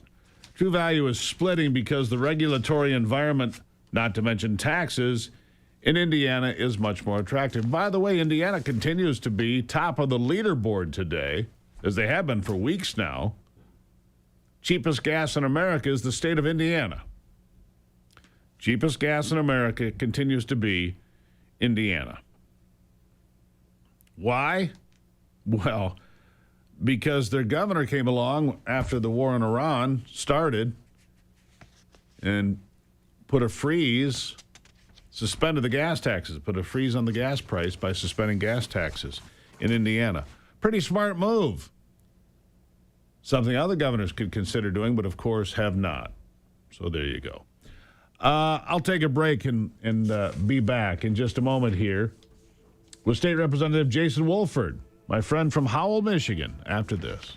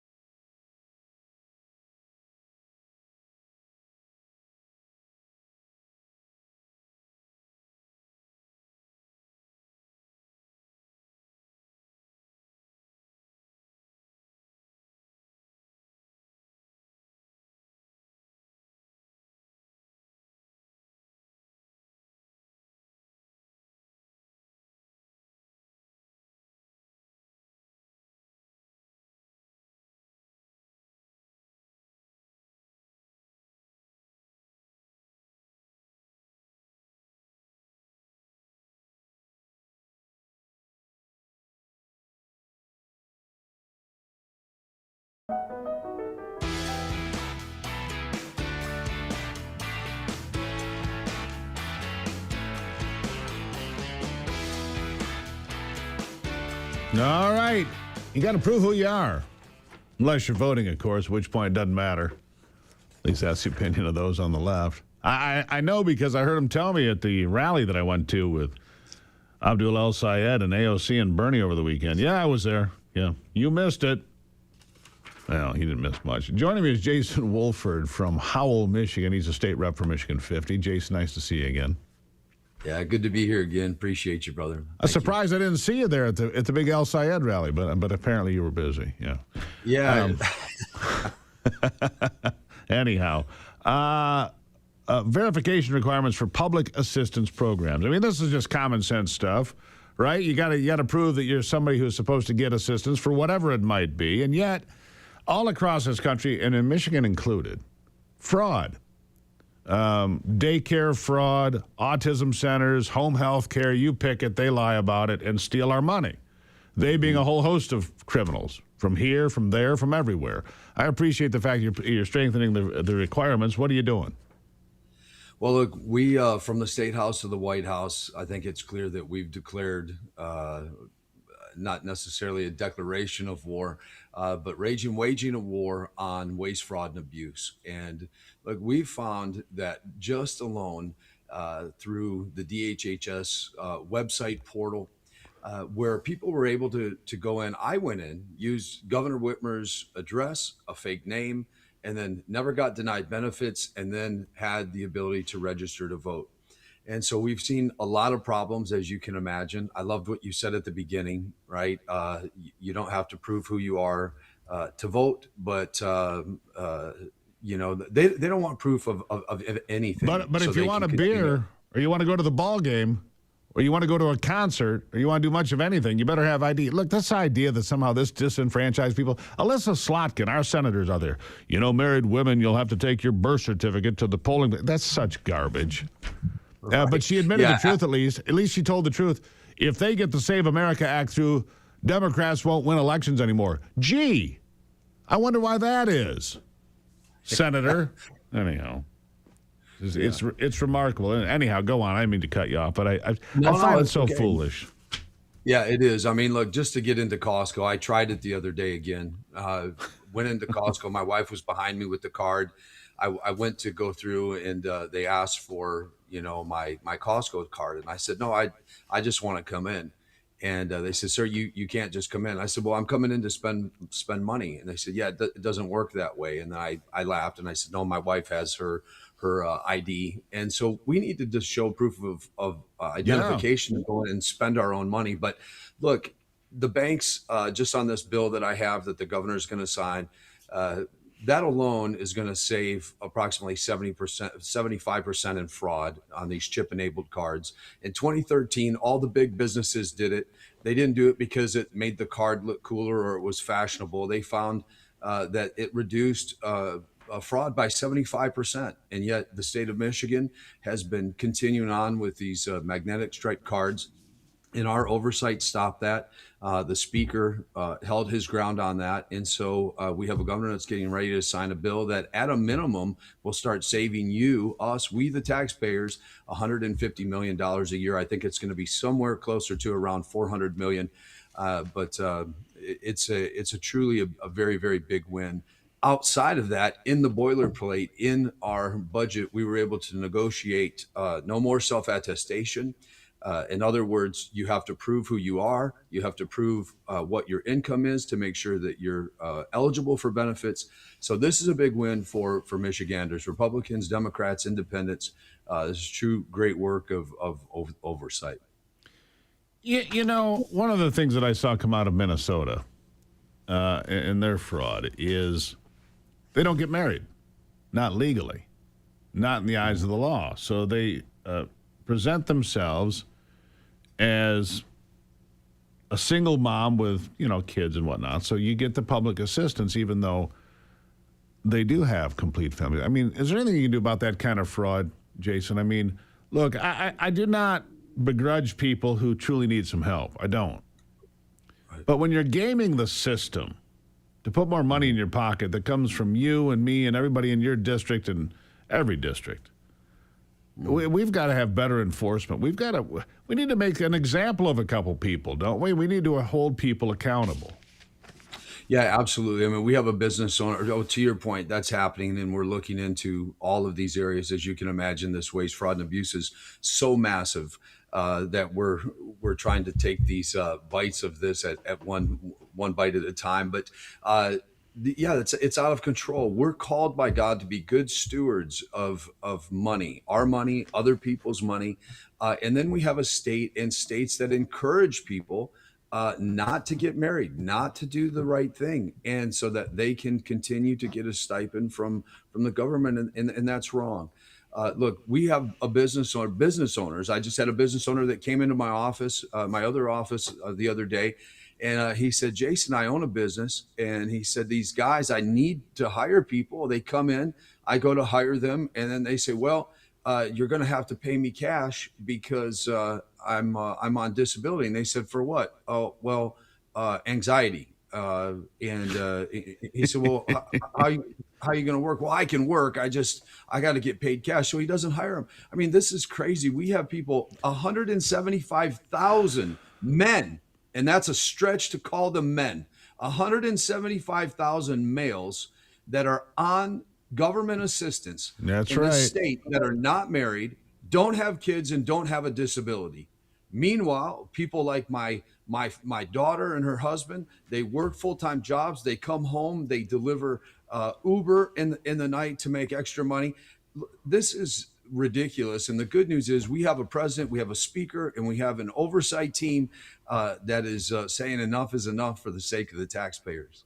Yeah, I agree with you.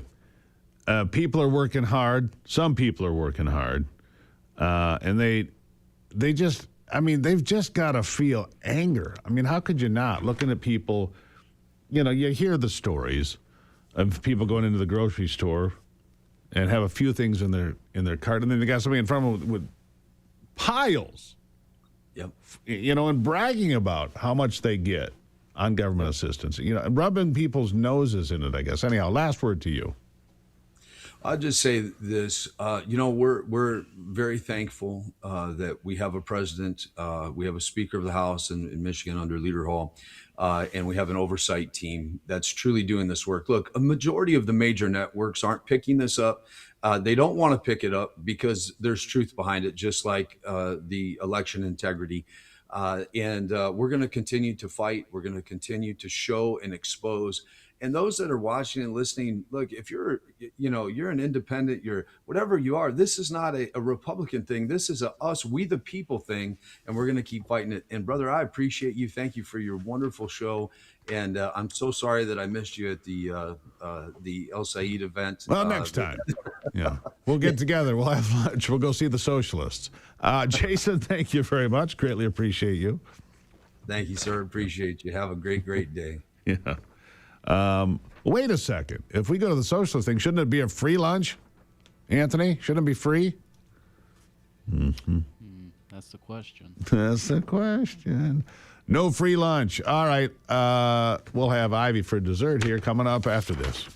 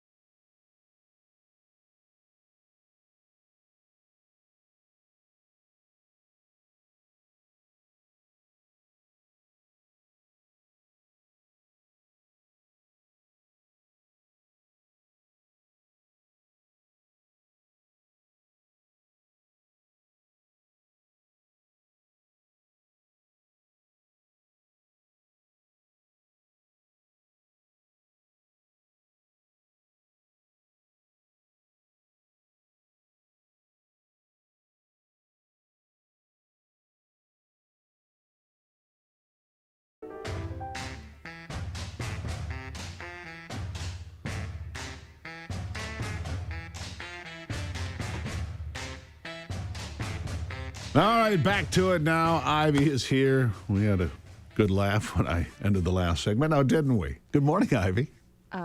Good morning, Steve. You know, it's just one of those mornings. Nice to The see you. whipped cream on top of the ice cream and the sprinkles. Yeah, and the Is that me? sprinkles. That's you. You're the sprinkles here. You got that right. Well, thank you. I appreciate that. What do you got? I was listening to Treasury Secretary Scott Bessent this morning, and I really want to play you this bite because I am still incredibly shocked at how much money our United States government has been paying out in fraudulent payments. Oh, boy. And if you think about it over the many years that this has been happening, and would have continued to happen had this president not won, it is astounding. And I wonder also, Steve, and after you hear this bite, we can talk about it a little further, if we can actually get this waste, fraud, and abuse under control, I wonder. maybe our coffers might be a little bit more in balance. So let's listen to this. All right.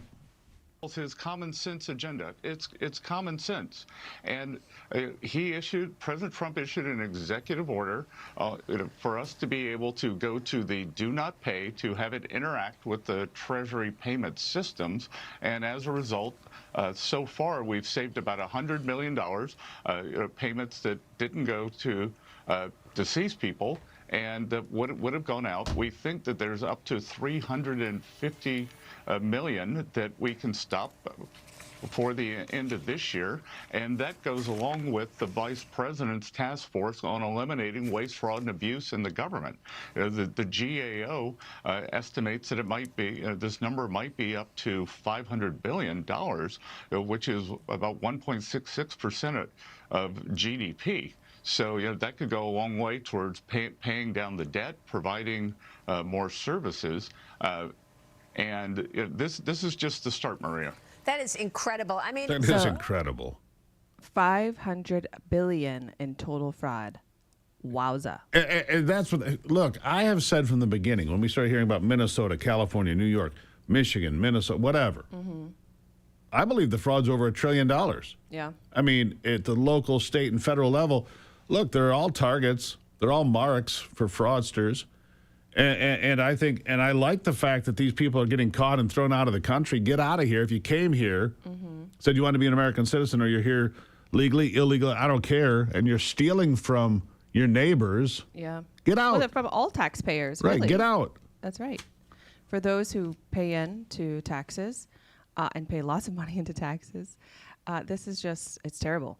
It is. But I want to also talk about, everything that came out last week in terms of fraud in elections and our elections being severely compromised. And nothing has happened. I find it incredibly shocking that even though it has been reported and shown through these records that 220 million Americans, that China obtained voter registrations for that many people, 220 Americans. And just to be clear on that. The mainstream media, Steve, Go ahead. has continued to downplay They have. this. Or ignore it. But downplay it. And I just cannot understand it. So Just the News, according to this article, the newly released intelligence documents describe foreign access to voter data as valuable for conducting influence operations, That's spreading right. disinformation, identifying targets for cyber attacks, and undermining public confidence, think about this, in U.S. elections. The report argues that these internal assessments support Trump's contention that the theft of voter registration information itself should be considered election interference. And I agree with that. Well, and here's the thing. Interference is lesser of a concern than influence. There were people that believed that Facebook, for example, influenced millions of votes in the last election and the election before that. Millions. Right. And well, think about also what who was X buying had- the ads? Right. The Chinese. That's right. And also think about the Hunter laptop Oh, my Lord. story Yeah. and how it was just completely Lied erased about. from the internet. And it was interesting because I remember having that guy on. I think we might have been one of the first programs to have him on, the store owner Yep. who actually had the laptop. Yep. And then it was just like it disappeared. And it was completely suppressed. And And then- we were suppressed. And then they all tried to other go after conservative him. media was suppressed because of it. unbelievable. Yeah. Lying by omission. If our child lies by omission, it's lying, right? That's right. And that store owner, the Apple store owner there in Delaware, he got targeted Of course he did. for investigation because he had looked at the laptop. Well, the laptop was forfeited because the bill wasn't paid. Therefore, it becomes his property. So the lawsuit went nowhere and the investigation went nowhere. Sure. But the fact that they lied about Hunter Biden, it's Russian disinformation. It's phony. Right. The same news organization. And I look, it's hard to call them news organizations. This is why I They're quit. propaganda machines. This is why I quit working for those companies 25 years ago. They're dishonest. You They were started dishonest seeing- 25 years ago. That's They're right. worse today. You started seeing the change, didn't you? I did. We are like really honest reporting, going out and doing real investigative reporting. Like who's doing that? Just the News, us. There are people out there doing it, but not the mainstream companies you would think that should be doing it. They're not doing it. That's correct. I want to get to one more story before we run out of time, but Go I don't know ahead. if you saw this. The Michigan Appeals Court reversed 2 more convictions tied to that Whitmer kidnap plot. Did you see that? I didn't. So a Michigan Court of Appeals panel has overturned the convictions of Pete Musico and Paul Beller, 2 men convicted in state court for providing material support for terrorism in connection with the 2020 plot to kidnap Governor Gretchen Whitmer. Which court? The Court of Appeals. So the Michigan Court of Appeals threw them out. The ruling follows a similar June decision that reversed the conviction of co-defendant Joseph Morrison, with the court concluding it was bound to apply the same legal reasoning in all 3 cases. So I find this interesting because... Boy, the guys that took plea deals feel stupid now, don't they? Anyhow, go on. They do. Well, I just find it interesting because can you refresh my memory on this? Because there wasn't the FBI in there. Yeah, there were more FBI agents than conspirators. White supremacists? Yeah. Right. Yeah, it was...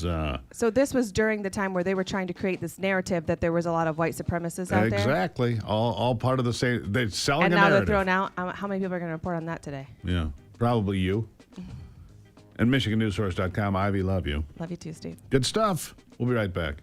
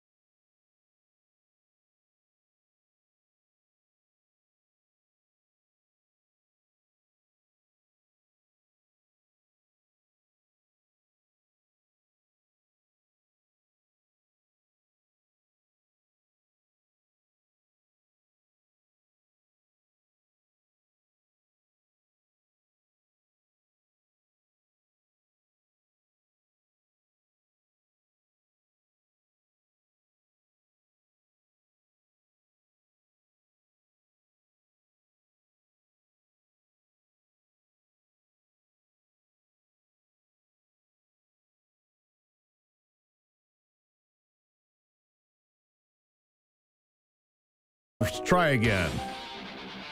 50 grand. Number's gone up, buddy. You know, Finding good help these days is a challenge. I'm just going to tell you that. You know, need a little bit of deck work done, and the guy quotes me $50,000. $100,000. Price has gone up. Anyhow, I was talking about that Target price going from $64.50 to $128 or whatever, $153, right? The price of a lot of things is just, right? It's crazy out there. Crazy, man. And it just seems like the inflation during COVID and all the government spending just has rippled through the economy and continues to do so. And, you know, it's remarkable. I mean, Anthony, you go buy stuff, right? Prices are just nutty out there. Yeah, it's true. You know, I don't go to grocery stores very often because we get a lot of deliveries here. But when I go into a grocery store, I think I dent my sternum because I actually see the prices that Ivy conceals from me by having stuff delivered, right? But it's absolutely bonkers, the cost of some things out there. And I don't know how you get it under control. I don't know how you return to a baseline that's normal. I'm not an economist, but I just, you know, I don't know. Anyhow, meanwhile, the war in Iran continues. 10 days now of pounding them. Nothing seems to have changed. We're taking out bridges and some other critical infrastructure. I mean, they're crippled. They're absolutely crippled. And it doesn't seem to make any difference at all. Because they're running a holy war, a religious war, a jihad, or whatever they want to call it. How long are we going to stick in that thing? I don't know the answer. I do not know the answer. Fight the good fight, keep the faith. God bless America. I'm Steve Gruber. Remember, it takes you to save America. We'll see you tomorrow on Daybreak.